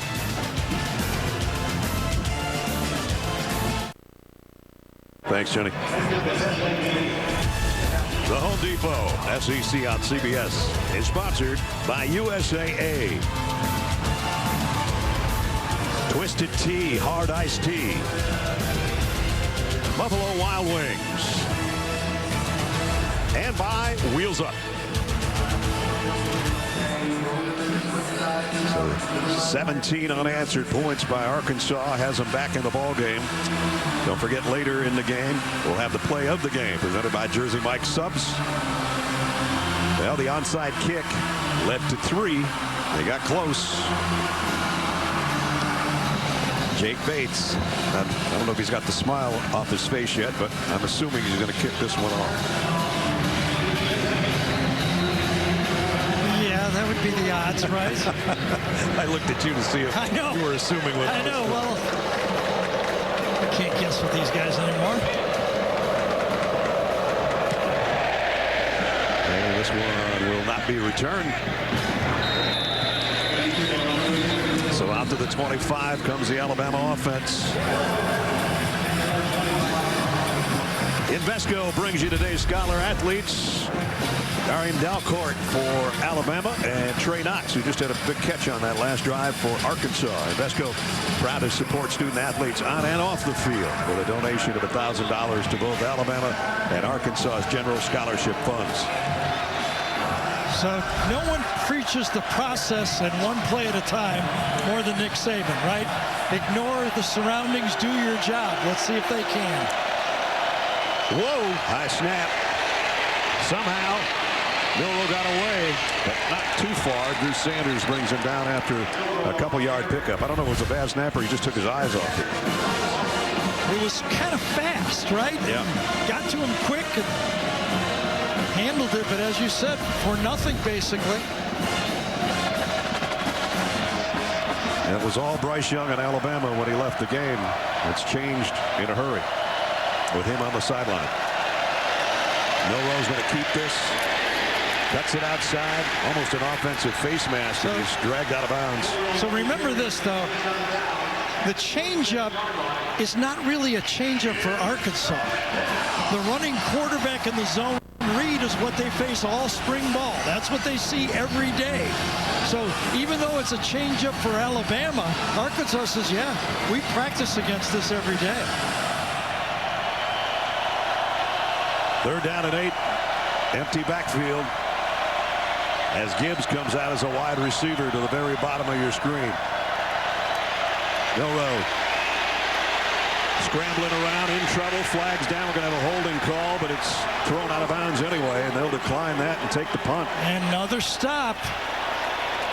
Started on 1st down with the mishandled or off-center snap, and offense number 70. They're going to get the ball back.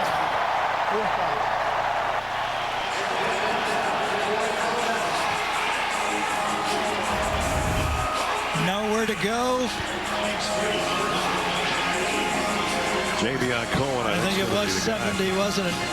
No staring at the ref this time. He knew he held him on that one for sure.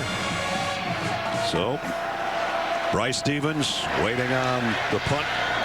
Burnett. Whoa, that snap hit somebody, and Burnett's got to just cover it back at the 3-yard line. What happened there? It hit Henry To'o, I believe, number 10. It's like the center anticipated the kick, the punter who likes to rugby it to the right, and it was almost leading him, and I believe he hit the up back.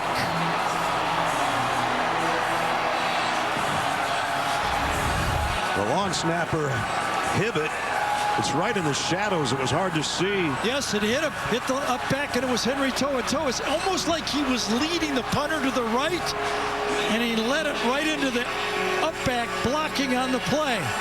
This will show us a better angle. There it is, just sideways. Look how far offline that was. It's like he was anticipating him to go to the right. It's hard to believe you could be that far off with a snap. A major snafu by the special teams has given Arkansas a gift inside the 4-yard line. 1st and goal.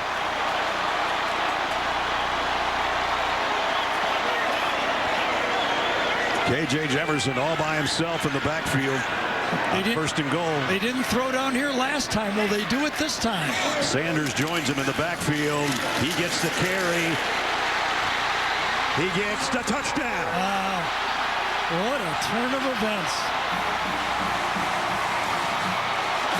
Onside kick for points. A 3-and-out and a special teams disaster for Alabama.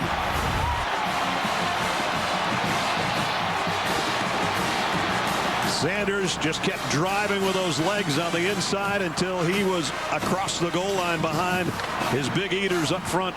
And they're going to go for 2. Of course, 28-23. Go for 2. And Nick Saban tied his shoes on the sideline. He'll stop play for a second.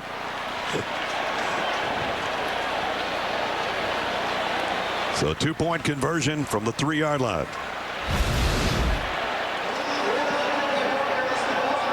Touchdown. The previous play is under further review. They're reviewing the touchdown. He was stopped, lost a little momentum, but I thought he was pushed in after that, didn't you? I did. Stopped, loses momentum. Keeps driving. Now it's a pileup, and yeah, there he is. He fell on his own offensive lineman there, but I don't think he hit the ground. Did he stop enough to put his knees on the ground? No, he kept pushing and pushing. I don't see how they're going to turn that around. Just kept the legs driving, as I said the first time. But we'll take a look at it. He kind of dove out, landed on him, and then gathered his left foot and pushed again to score. Gene Steratore is with us from New York. Gino? Looks pretty clear to me, guys. I think from the sky cam shot, I was looking at the left leg to see if it may have slipped down there, that knee, before he pushed forward. Doesn't appear that it did at all, though, and I think they'll stay with the touchdown that they ruled on the field. Got face masked in the process. Didn't see that one either.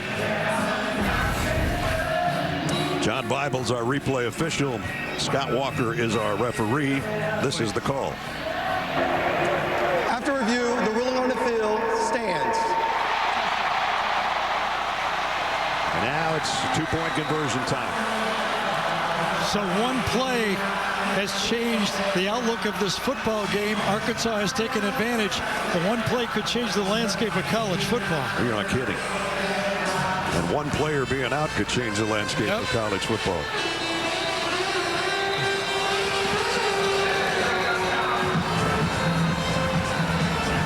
So that was a 4-yard run by Sanders to get the touchdown. He's not in there right now. KJ Jefferson and Trey Knox. Knox now moves up to the tight end spot. Momentarily was in the backfield for Jefferson. So this is KJ's run or a throw all the way, unless somebody joins him. They fake the sweep, and now quarterback draw. Jefferson not going to get there. He got to the 1. To'o came flying out over the top and prevented the 2-point conversion. So a third quarter that has been such a disaster all year for Arkansas, they've owned it. This was close too. You see number 10 come in over the top and won't allow the 2-pointer. 5-point game.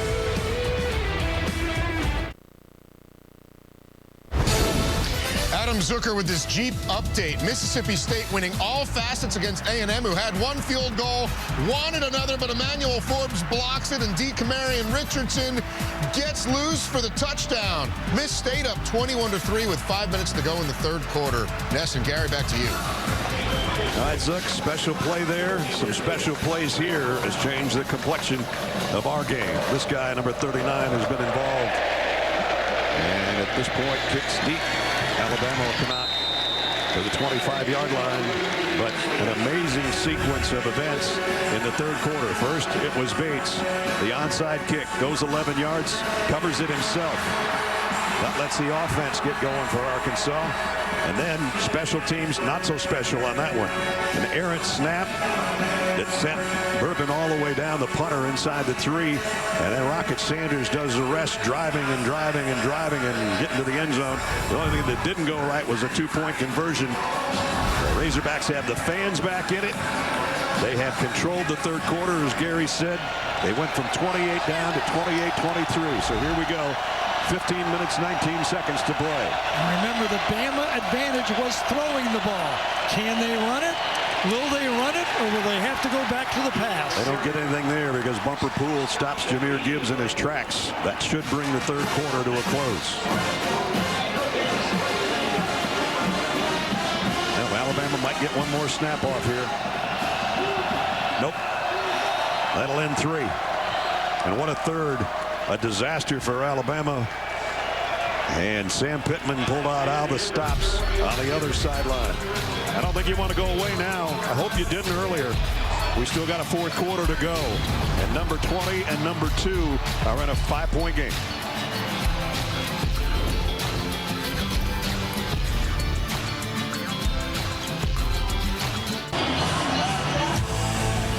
Home Depot SEC on CBS enters the fourth quarter at Razorback Stadium in Fayetteville, Arkansas. And now we got a game. 28-23. Fans in it for this final stanza. High snap. Milroe trouble. Going to go long. Man out there. Broken up at the very last moment. Nice play by McLaughlin, and the crowd goes wild again. Burton had a beat. Could have been a touchdown. Ball was badly underthrown.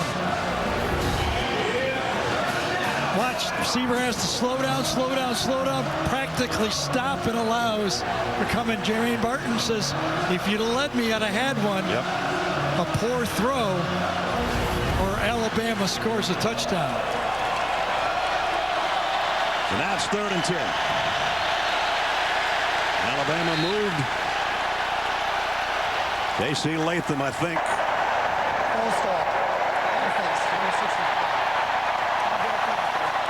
That was the call. You can barely hear it. The referee over the crowd right now. That was part of the story in the Texas game. Penalties for Alabama. But right now, it's more than that, isn't it? Yep. They don't have their main offense. They're a passing team now. and they don't have their trigger man. 3rd and 15. Milroy steps up in the pocket. He's going to take off with it, and he's getting the first down and a lot more. This is what he can do. Milroy might have scored. Did he step out? At the 2, I believe. And that's incredible on this play. Bumper Pool is spying the quarterback on the play. He's not covering anybody. He's covering 4. Watch this. He gets it. He misses on it. You put your best tackler on their quarterback, and he misses on it. And he goes 77 yards to the 3-yard line. And now he throws, and it's batted in the air. Could have been intercepted. Sanders was close. And was flagged down.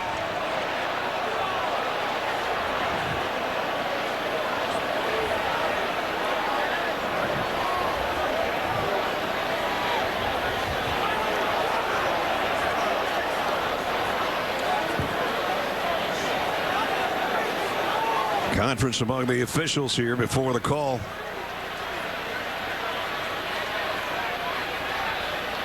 The ball was tipped, so that might have something to do with it. Offside. Defense, number 50. After this is to the goal.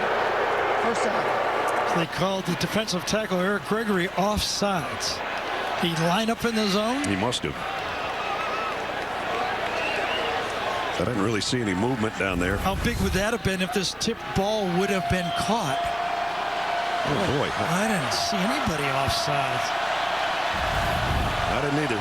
At any rate, just outside the 1. Milroy, handoff. Going to be a lost yard here. Bumper Pool made the initial contact. The only thing I can think of is that Arkansas only had 10 men on the field. The number 50 was trying to run in, and he was offside. At any rate, they're back about where they started at the 3 after that tackle for loss by Poole.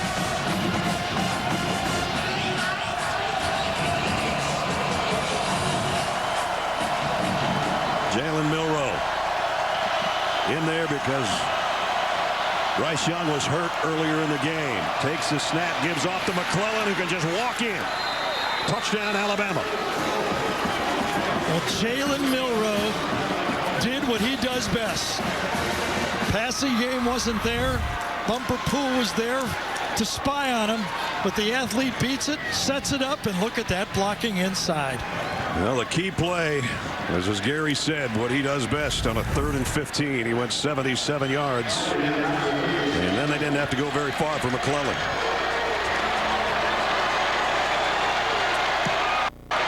Reichard's extra point is good. Yes, Eric Gregory was running in late. Arkansas on that first down, it really was offsides. They had 10 men on the field, and Gregory was running in as the 11th. So they have 10 men out there, but right here you're going to have an appearance of one more player right at the end, so he is offsides. He's only offsides by about 15 yards. Yes. But for Alabama, more importantly, the walk-in by McClellan caps a 75-yard drive, 77 of which was Jalen Milroy.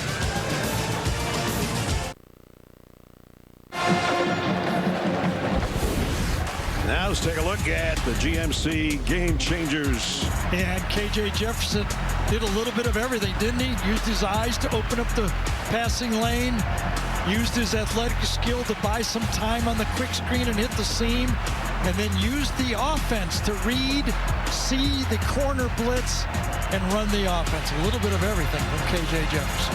That 3rd quarter was KJ Jefferson that we saw so many times a year ago. Last 5 drives, pretty impressive. Now it's Alabama kicking back off after a sensational run by Jalen Milroy. Got him close. Jace McClellan got him in for the score. Yeah, we still got 14 minutes to go. 35-23.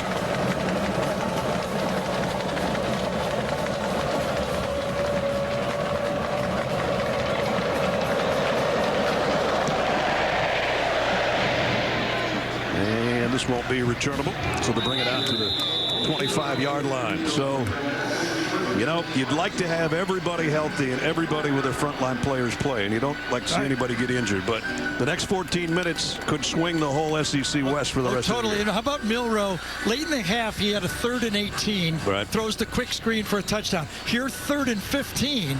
Goes 77 yards. He's made 2 big 3rd down plays to keep Alabama in the game. And now they've got the lead a little more comfortably than they did have, and still it's going to be Arkansas with every opportunity in the world with a really good quarterback and the running game that started to pick up now. Let's see what they do. And here's the guy, KJ Jefferson, running over people for 12 yards. First down. I like when we talked to KJ Jefferson yesterday. You asked him, are you fast? How fast are you? And he said, I got between the tackle speed. That's right. That's exactly what he did right there. And now Sanders trying to pick his way for a couple more. Test your knowledge here quickly with today's Athletic Trivia question, which is, who's the only Arkansas head coach to defeat a Nick Saban coached team? Remember, Alabama has won 15 straight in this series. Sam Pittman lost to him last year, 42-35. Now it's 35-23, and the Hogs need more points here pretty soon. And that one's batted down, incomplete. Malachi Moore saved a big play there. Arkansas had a hot read on the play. If he gets it over Moore's hands, that's going to be a big play for Arkansas. Watch to the outside. Break out, hot, knocked down by 13, or that would have been big. So now it's a 3rd and 8 that's big for Arkansas.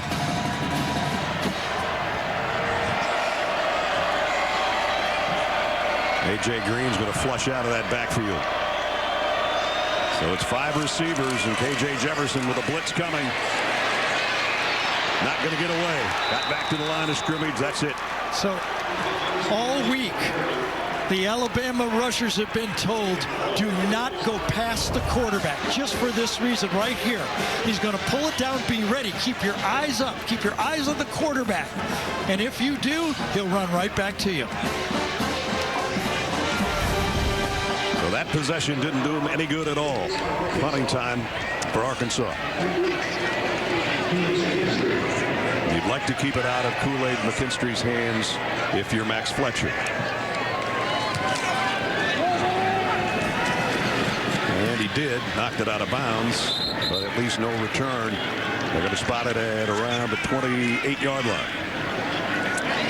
With 12:29 remaining in the ball game, second-ranked Alabama has got the ball back and a 12-point lead.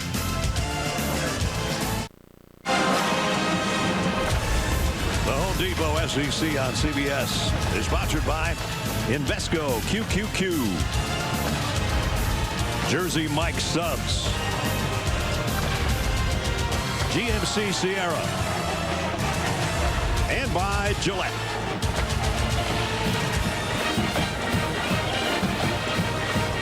Beautiful day in Fayetteville, Arkansas today, and some beautiful coverage of today's game provided by Goodyear. Well, Jalen Milroe has done it with his legs, but it was off of a pass call that he did it. He was in the pocket and took it deep. Arkansas scored 23 straight after Alabama already had a 28-0 lead, and their Heisman Trophy winning quarterback goes out. That 77-yard run set up the last touchdown, as Gary just mentioned. And now we got 12 and a half to go, and they've got the ball back up 12. Jahmyr Gibbs, big opening up the middle, and he is going to be gone. Nobody's going to catch Jahmyr Gibbs all the way to the end zone. Touchdown, Alabama. 72 yards.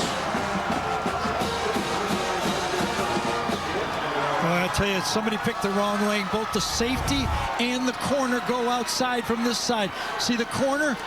The safety, that's a safety. The corner's outside of him, gets blocked inside. Bumper Pool gets taken and pushed by the hole, and he's gone. Seth McLaughlin, number 56, gets the key block. And as Brad knew, once he got in the open field, no one's going to catch him. Goes over 100 yards on the ground, 131 for Jahmyr Gibbs and a sensational strike of 72 for number 1. Alabama starting to take control now. And the injured quarterback says, that's my teammates out there.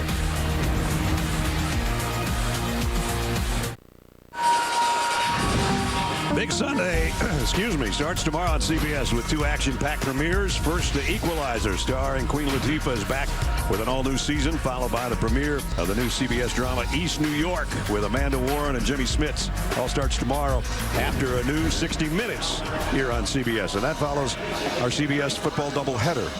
You might have to take a nap just from watching TV all day tomorrow on CBS. Well, unfortunately, Bumper Poole, the great middle linebacker for Arkansas, was in the middle of both of those runs. Just a little bit out of control. One time he can't handle the quarterback draw. The next time Seth McLaughlin pushes him past the play with a great block. Here's the first one. Watch it. He's spying on the play this time. He's right there. He's got the quarterback all the way. He's got him. He's got him. Runs right past him. Yep. Takes it for the big play. And on the run next time, he's got the middle of the field this time. He's got to do it again. Can he do it again? Gets pushed back at the last second past the play. No coverage from the secondary. They go outside, and Alabama blocks it perfectly that time for a touchdown.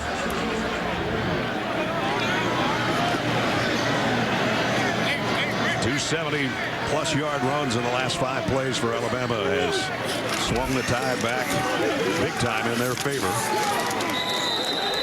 Now it's A.J. Green. No gain. Haven't called his name yet, but Brian Young that time, 47, came in and made a nice play that time. Fought all the way across his block, closed off the running lane. Nothing. Been a little bit banged up, so to see him out there is good news for their defense.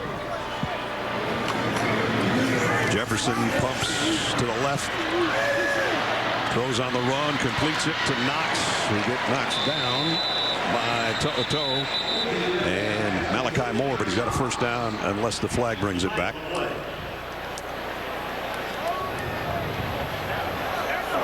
An eligible player downfield. Offense, number 51.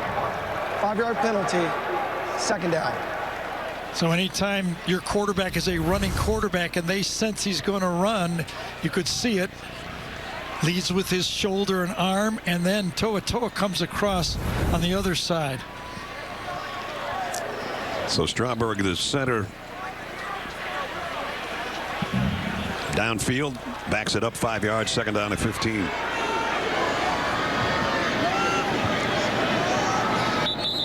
Yeah, they might stop this and look for targeting on Henry Toa, might they? The game is being stopped for a medical observer. Well, is somebody stunned on the play? Apparently. Maybe it was one of it was Knox. He got hit twice on that play. First by Malachi Moore and then by Henry Toa. Got hit in the left side of the helmet and then the right side of the helmet. Like being in a boxing match. So they're having a look at Trey Knox.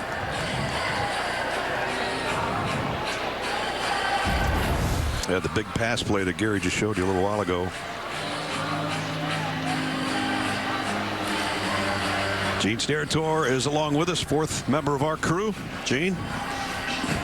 Yeah, I think it's definitely not a target. The shot here with the shoulder, with the side of the helmet, and then when number 10 White comes in, it's a side head up and not crown either. But I think it's a good, safe practice to see 2 hits like that on a player's helmet to stop and make sure that he's okay.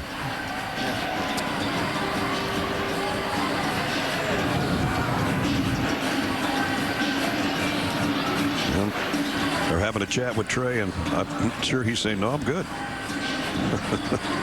Yeah, however, they always do, don't they? That's exactly what the point I was trying to make. Yeah, they always do. You were telling us about how many times they've asked you, are you okay? Yeah, I'm going back in. A little different, but back then, that's for sure. Now, despite what happened to Tua, They try, and I think that underlined to everybody. They got to be more cautious with every player out there. College and pro. Yep.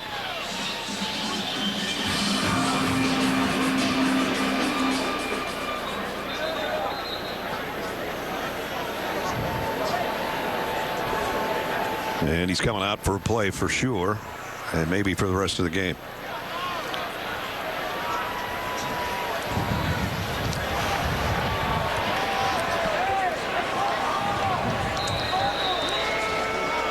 And Nathan Bax is going to take Trey's spot.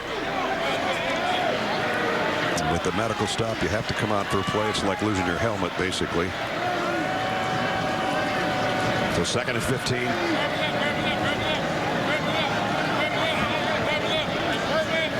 The wide receivers today for Arkansas have just not come up with enough big plays. And this screen pass is blown up. KJ Jefferson gave up on that one in a hurry. Yeah, and that time Jalen Moody read it perfectly, number 42. Nothing there. Had to dump it.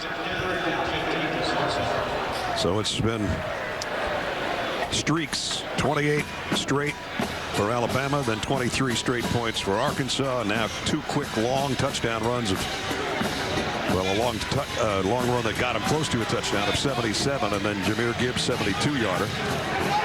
And that's where we stand at 42-23. 11 minutes to go. KJ Jefferson waits too long.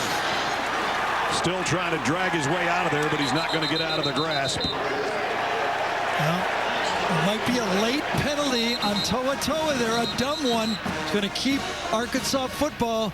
He just shoves a player, kind of a celebration shove, and he's going to get called on it. There's the reaction. Yeah, that was a bad play. They're off the field. After the play, personal foul, late hit, defense number 10, 15-yard penalty, automatic first down. Not off the field now. Play ends. It's a sack for sure. Going down. And then the push from behind. Yep. That's kind of dumb, isn't it? Yep. Toe knows it, but a little too late for it now. Stromberg gets up and points right at him. I mean, geez, he comes from 15 yards away. Whistle's blowing, and he knew it. He didn't know it before he did it, but he knew it after. Here's a quick throw out in the flats. Hazelwood broke one tackle. And a stiff arm at the end to pick up another first down. Yeah, that's a lack of discipline that, you know, these games are, you think they're over. They're never over, are they?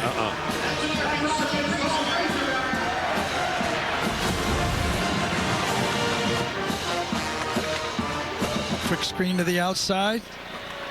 Makes one guy miss. Good positive play. And flags down on this one. Ravinian going nowhere.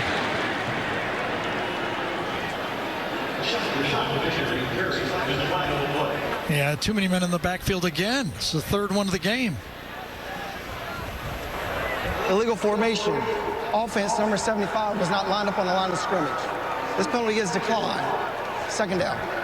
By the way, Trey Knox is back in the lineup after coming out for that one play. Should have mentioned that before we asked you the trivia question, which was, who's the only Arkansas head coach to defeat a Nick Saban coached team?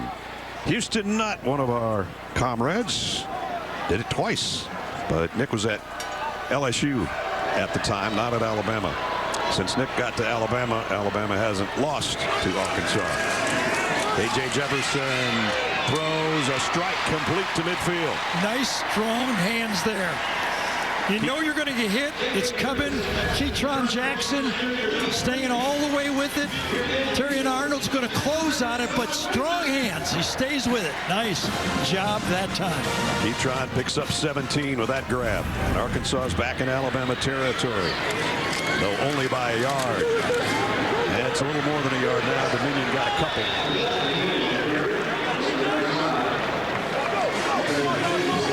Time is of the essence. 15 straight times Alabama has won this matchup. Got to go back to 2006, the last time they were able to beat the Tide. KJ Jefferson incomplete. Intended for Matt Landers, and there's a flag down. So McKinstry, Kool-Aid. Guess he had his hand on the Kool-Aid. McKinstry wasn't ready on this play. He was looking around to the inside. Arkansas quick snaps it. He never gets in phase. It costs him a penalty. 15-yard penalty from the previous. He's staring. He's trying to get the call. And all of a sudden, Arkansas quick snaps it and goes with the fade. So that's going to move it inside the 35. Two bad mental mistakes by Alabama. To'oto'o's penalty. They're off the field. That time, Kool-Aid doesn't get ready. And it costs them.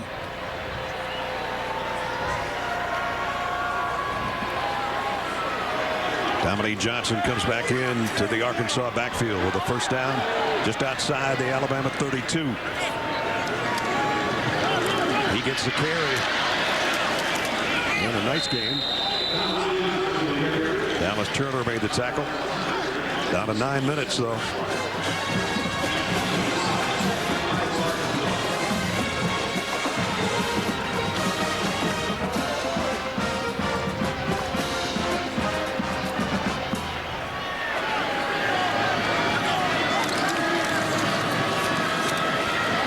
Should be a face mask, shouldn't it? He broke the tackle.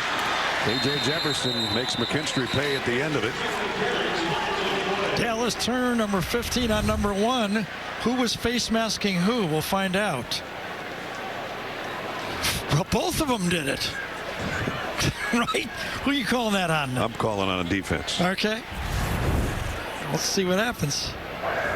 Personal foul, face mask, defense, number 15. The distance to the goal, automatic first down. It's like when my kids, he started it. There's the first face mask, there's the second face mask. KJ Jefferson started it, and he was the last guy to let go, and it goes on Turner. So half the distance of the goal is going to put it inside the 10. But the clock is running.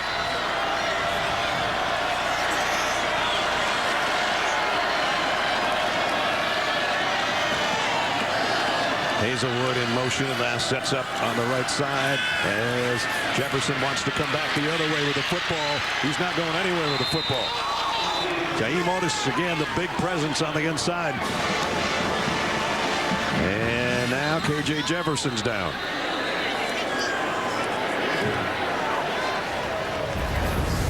Devontae Lawson, number 32, holds his position, forces him back inside. And when you say big, it's big. Even though Otis is gloss 70 pounds, he still weighs big. about 350 yes. something, doesn't he? And right on the shoulder and the right side of his head on KJ Jefferson.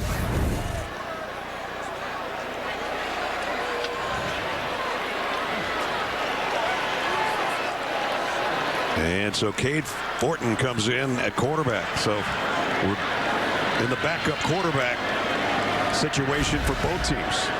Started out in North Carolina, transferred from USF.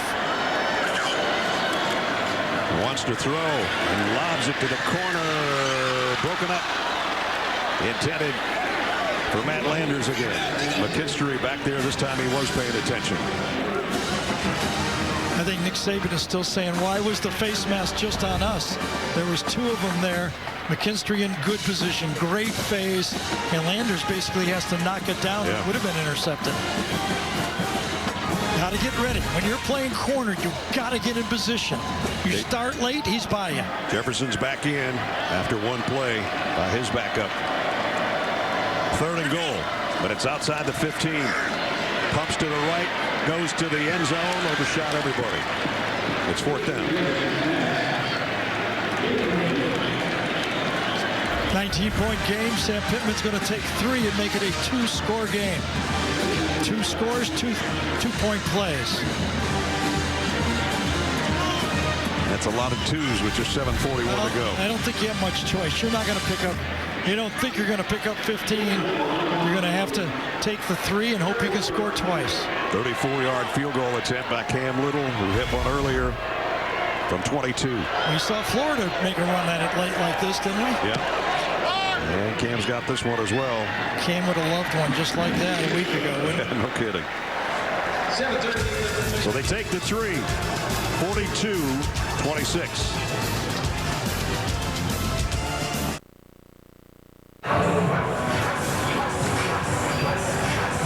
Scan of the field here at Razorback Stadium from our AT&T 5G pylon cam. It only takes one battle to change your life. Don't miss Sana Lathan's directorial debut in a new movie, On the Come Up. Now streaming exclusively on Paramount Plus, rated PG-13. Go to ParamountPlus.com and try it for free. Alabama will put the hands team out, anticipate or at least discourage Arkansas from trying the onside kick. Remember, Jake Bates already had one successful in the third quarter. Yeah, that was a surprise. This won't be, though, right? I don't think so. Well, Jahmyr Gibbs is standing around the 17-yard line. If they pooch kick it, or if he kicks it away, he'll just let it go and bring it out to the 25. Which is what they'll do. So Alabama, 7:38 to go, playing with a 2-score lead. 2 heavy scores, as Gary called them. 8-8. Bryce Young came out, chin strap tightened, helmet on in the second half, but hasn't seen any action, but he has been cheering his teammates on. Does it feel like relatively that might be positive that he doesn't have it in a sling? I think so, but I don't know. I think it also shows that he didn't want to stay in the locker room and wanted to show a little. No, I agree with that. We're not supposed to speculate bad, but can we speculate good? I don't know why we can't. Yeah. We're looking at the bright side of things. Exactly.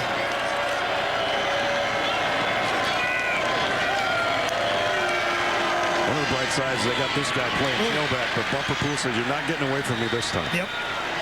Let's check in with Jenny. Yeah, a little more on Milroe coming from Bill O'Brien there. Quick little scouting report from him. Great legs, strong arm, can't throw outside. But he did say he wouldn't be here if we didn't like him. Of course, this is Alabama, guys. Yeah, just another player of the year type guy in whatever state these guys come from.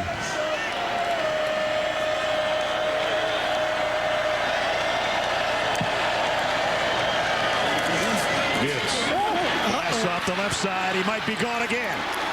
Jahmyr Gibbs has already got a 72-yarder. He's got another one. Touchdown, Alabama. This one goes for 76.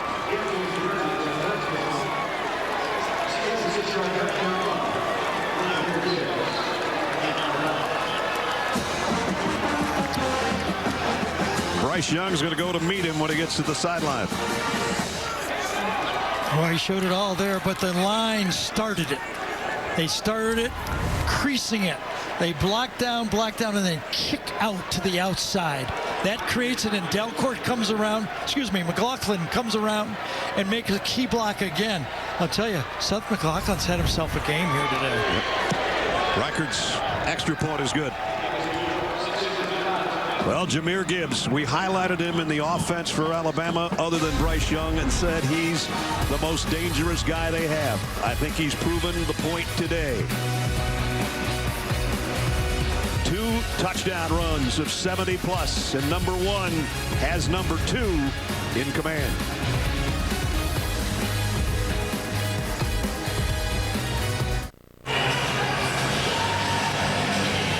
Well, 2 huge runs. In fact, the last 3 runs by Alabama, they had drives and runs of 77, 72 by that guy, and 73 or 75 by that guy.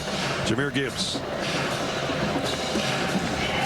Yeah, you don't want to give that guy space. I don't think so.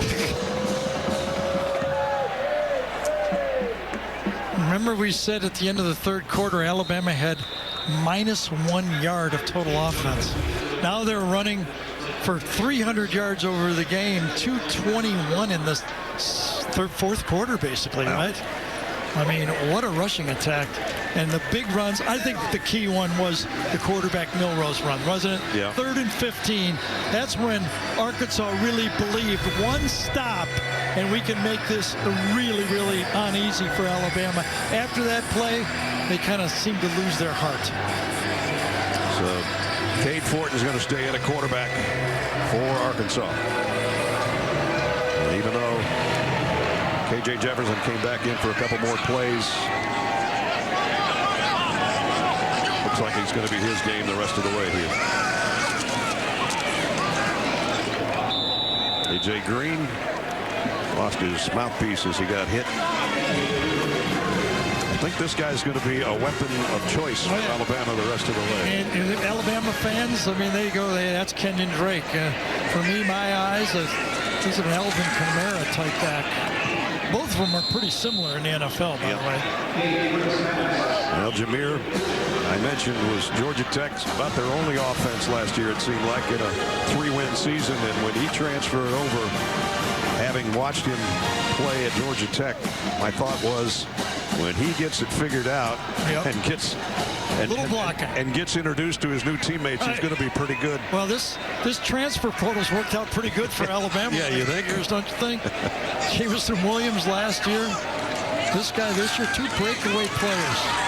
Wharton going deep, overshoots everybody and completes 4th down.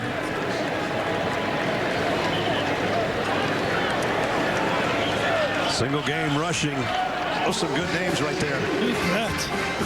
There's a lot of couple of paychecks. Couple of Heisman Trophy winners in there.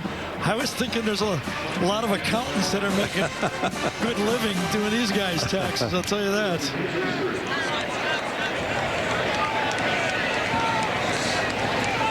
So Fletcher's got a kick again on 4th down and 7.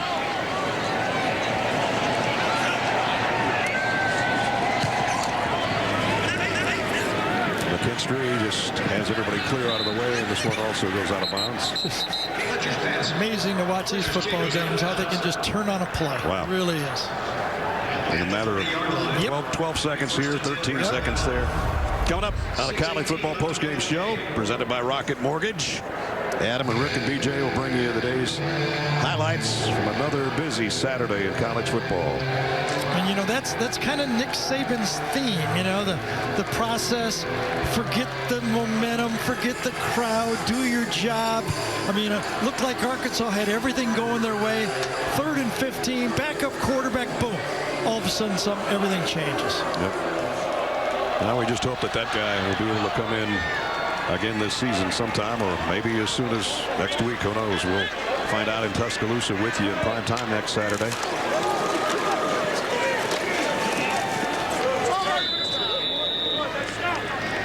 And Alabama won't lose the #2 ranking, even though they gave up a bad 3rd quarter.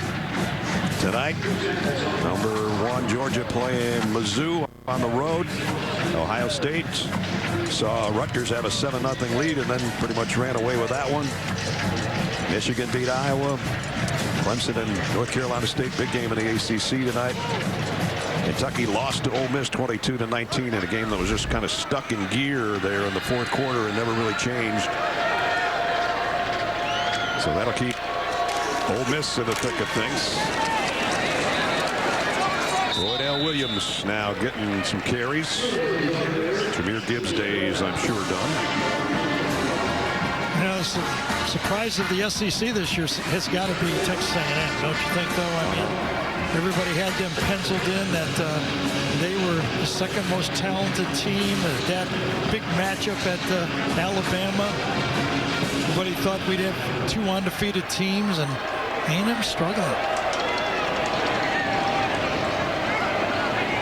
Of course, they did hand Alabama one of only their 2 losses last year, so it'll be a rematch of that one that we saw at College Station.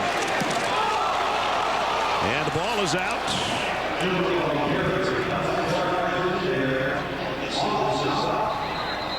And I guess the Tide recovered it. Looked to me like Hudson Clark, #17, ripped this ball out when he was coming in on the tackle late. Watch him rip. Yes, it was Clark. Got a timeout here in the final 5 minutes.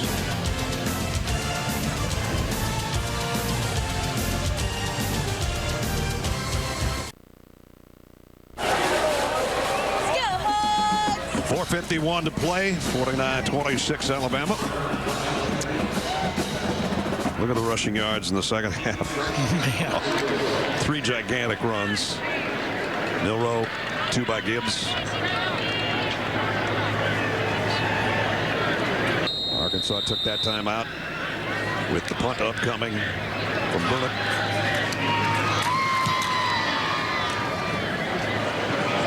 Roy Stevens made the first man miss. Got a block. He run out of bounds unceremoniously, probably with a personal foul at about the 28-yard line. You call it on Moody, twisting him late when he got out of bounds. Right at the end of this play, all he had to do is knock him out, and got a guy down on the special teams for Alabama. Demoy Kennedy is the man that's down. And here's, well, that's going to be maybe a face mask yep. too, on top of everything else. Might have got away with the toss, but not the face mask.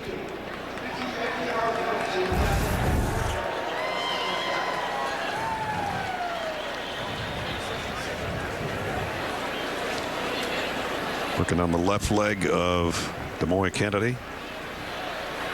Yeah, unstable leg right there. You know, nobody ever wants to get hurt, but it's toughest to get hurt when the game's basically over like this.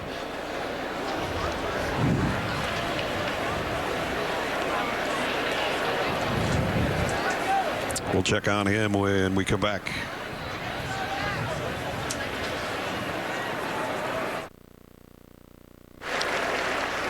Demoy Kennedy will go straight to the Alabama locker room, injured on that punt coverage. You're going to see him right in the middle of the screen. Yeah, plants that left leg and the knee goes.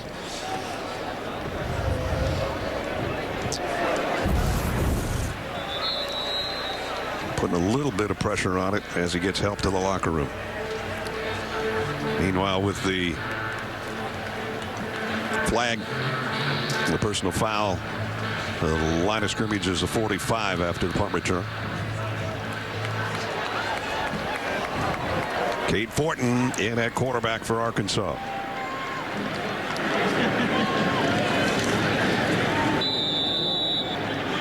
Couple yard gain on the play.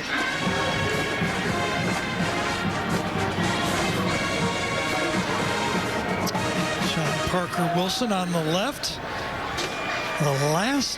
John came up to me before the game and he said, you know, who's the last quarterback that's lost here? They still love me because I'm the guy. Oh, he's the guy. 2006.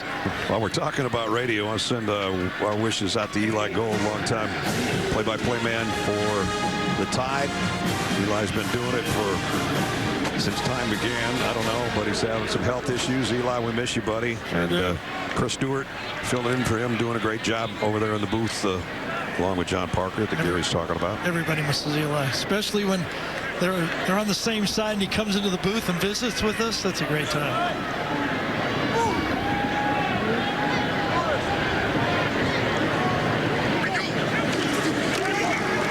Fortin looking to throw on the run. Now he's going to run.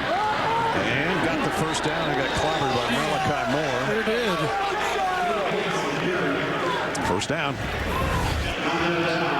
Still in bounds. He slows down, doesn't he? He slows down as he crosses the first down, and it gives the opportunity for the safety to get a clean shot on you. Not sure that's the same call on the other sideline, but that's neither here nor there. That was clean hit, though. He throws a strike, a quick slant to Landers. That should be another first down.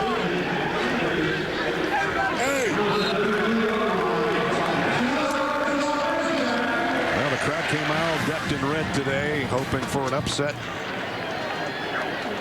They're going to come up short. There's a nice spin move by Hazelwood. And he's trying to get the defenders off him. Does get it inside the 20 to the 18. So that's when the receiver really has to feel that pass. When that pass slows you down, do the spin move, go the other way. If he leads you forward, just keep running. Run right through the ball. A good-looking move. Yep. Fifth catch for Hazelwood today. In the red zone for the Razorbacks. Fumbled snap by Fortin. Now Will Anderson. No, it's not Will Anderson. Defense giving chase. He throws it away. It was Chris Braswell who was applying the pressure.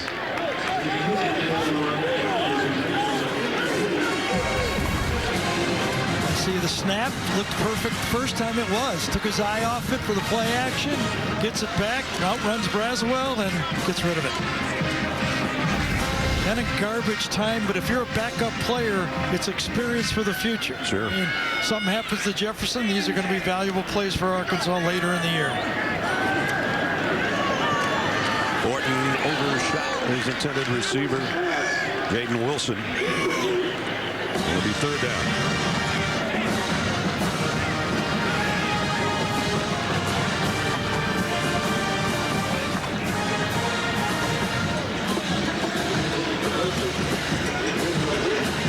Third and 10 at the 17. Put Will Anderson back in the game now on 3rd and 10. Going to be matched up against Luke Jones, number 70 on the left side. There's the matchup right there. That wide split. Here it comes.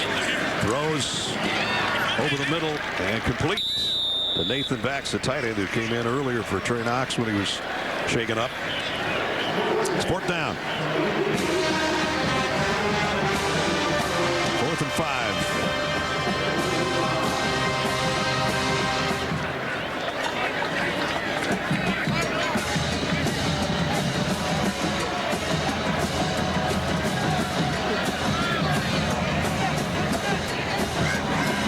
Wide receivers in tight here on 4th down at 5. Last chance for Arkansas.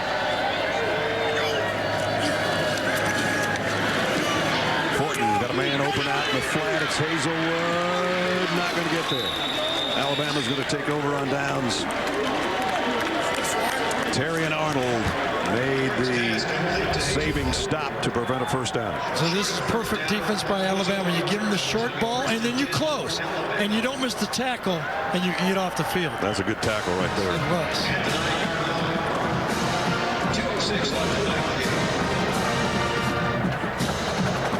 Wrap up, he did. So Alabama takes over with 2 minutes to go. Arkansas still has 2 timeouts remaining. I don't know if they'll choose to use them or not.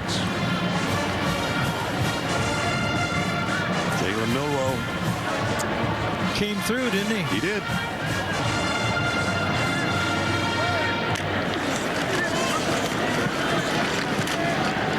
Trey Sanders getting a call for a yard or so.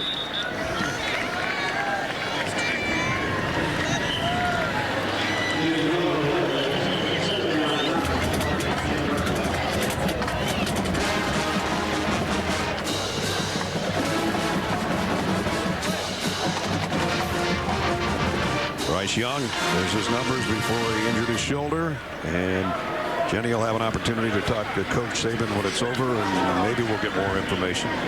Just like the fact that he's always smiling, but that's kind of like Bryce Young's normal attitude about everything. So I like the way you put it. Maybe we'll get more information. Well, maybe not.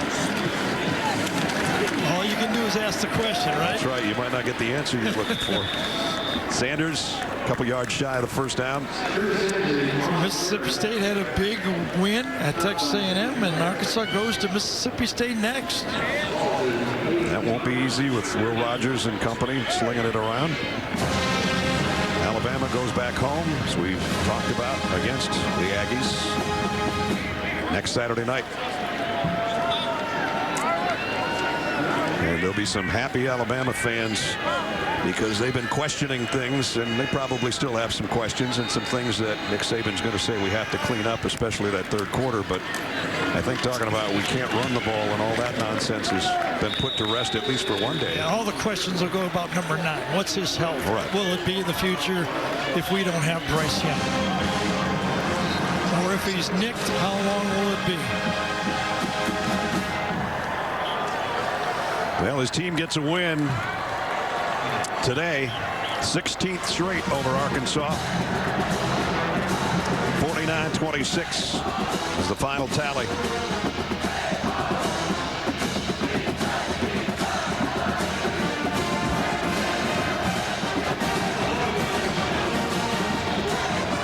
Don't anybody touch that shoulder for right now. Sure. He's shaking hands with his right hand. Did. Good eye. Jenny's with Nick Saban. Coach, your Heisman Trophy winner Bryce Young goes down. The rest of the team steps up. What did you learn about the resiliency of this squad today? Well, you know what I'd like to talk about is our team. You know, our team just won a game on the road. Wasn't pretty all the time, but they made plays when they had to make them. We love Bryce. Bryce has got a sprained shoulder. You know, hopefully, you know, we'll get some diagnosis on him and see how he goes. But what about the game? What about the team? What about the players that played the game? Let's talk about that. How would you characterize that win here? I mean, Jahmyr Gibbs played great, made some big runs. Quarterback went in the game and made some plays. I mean, the defense, you know, made some plays. We made some horrible mistakes, you know, in special teams, but we overcame it. But there's a lot that we can learn from this game today, and hopefully our team will get better because of it.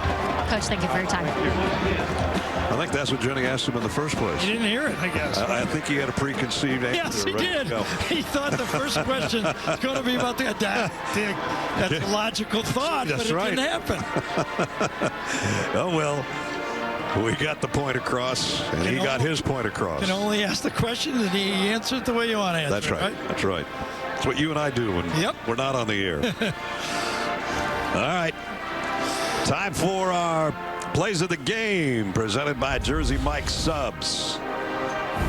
And there were some big ones, especially when Alabama was getting threatened, and this couldn't have been much bigger on 3rd down and 15. And Jalen Milroe taking off, turning on the Jets, cutting to the near side, and going 77 yards to get it down to 1st and goal, and they took it in from there. Next possession, Jahmyr Gibbs, who's the star of the game, set sail on this one, 70-plus to the house. Nobody was going to get him. Here's how Chris Stewart called it on the Alabama Radio Network. As he will go on a handoff to Gibbs. Turns it out. Foot race. 40. Midfield. 40. 30. 20. 10. 5. Touchdown, Jahmyr Gibbs.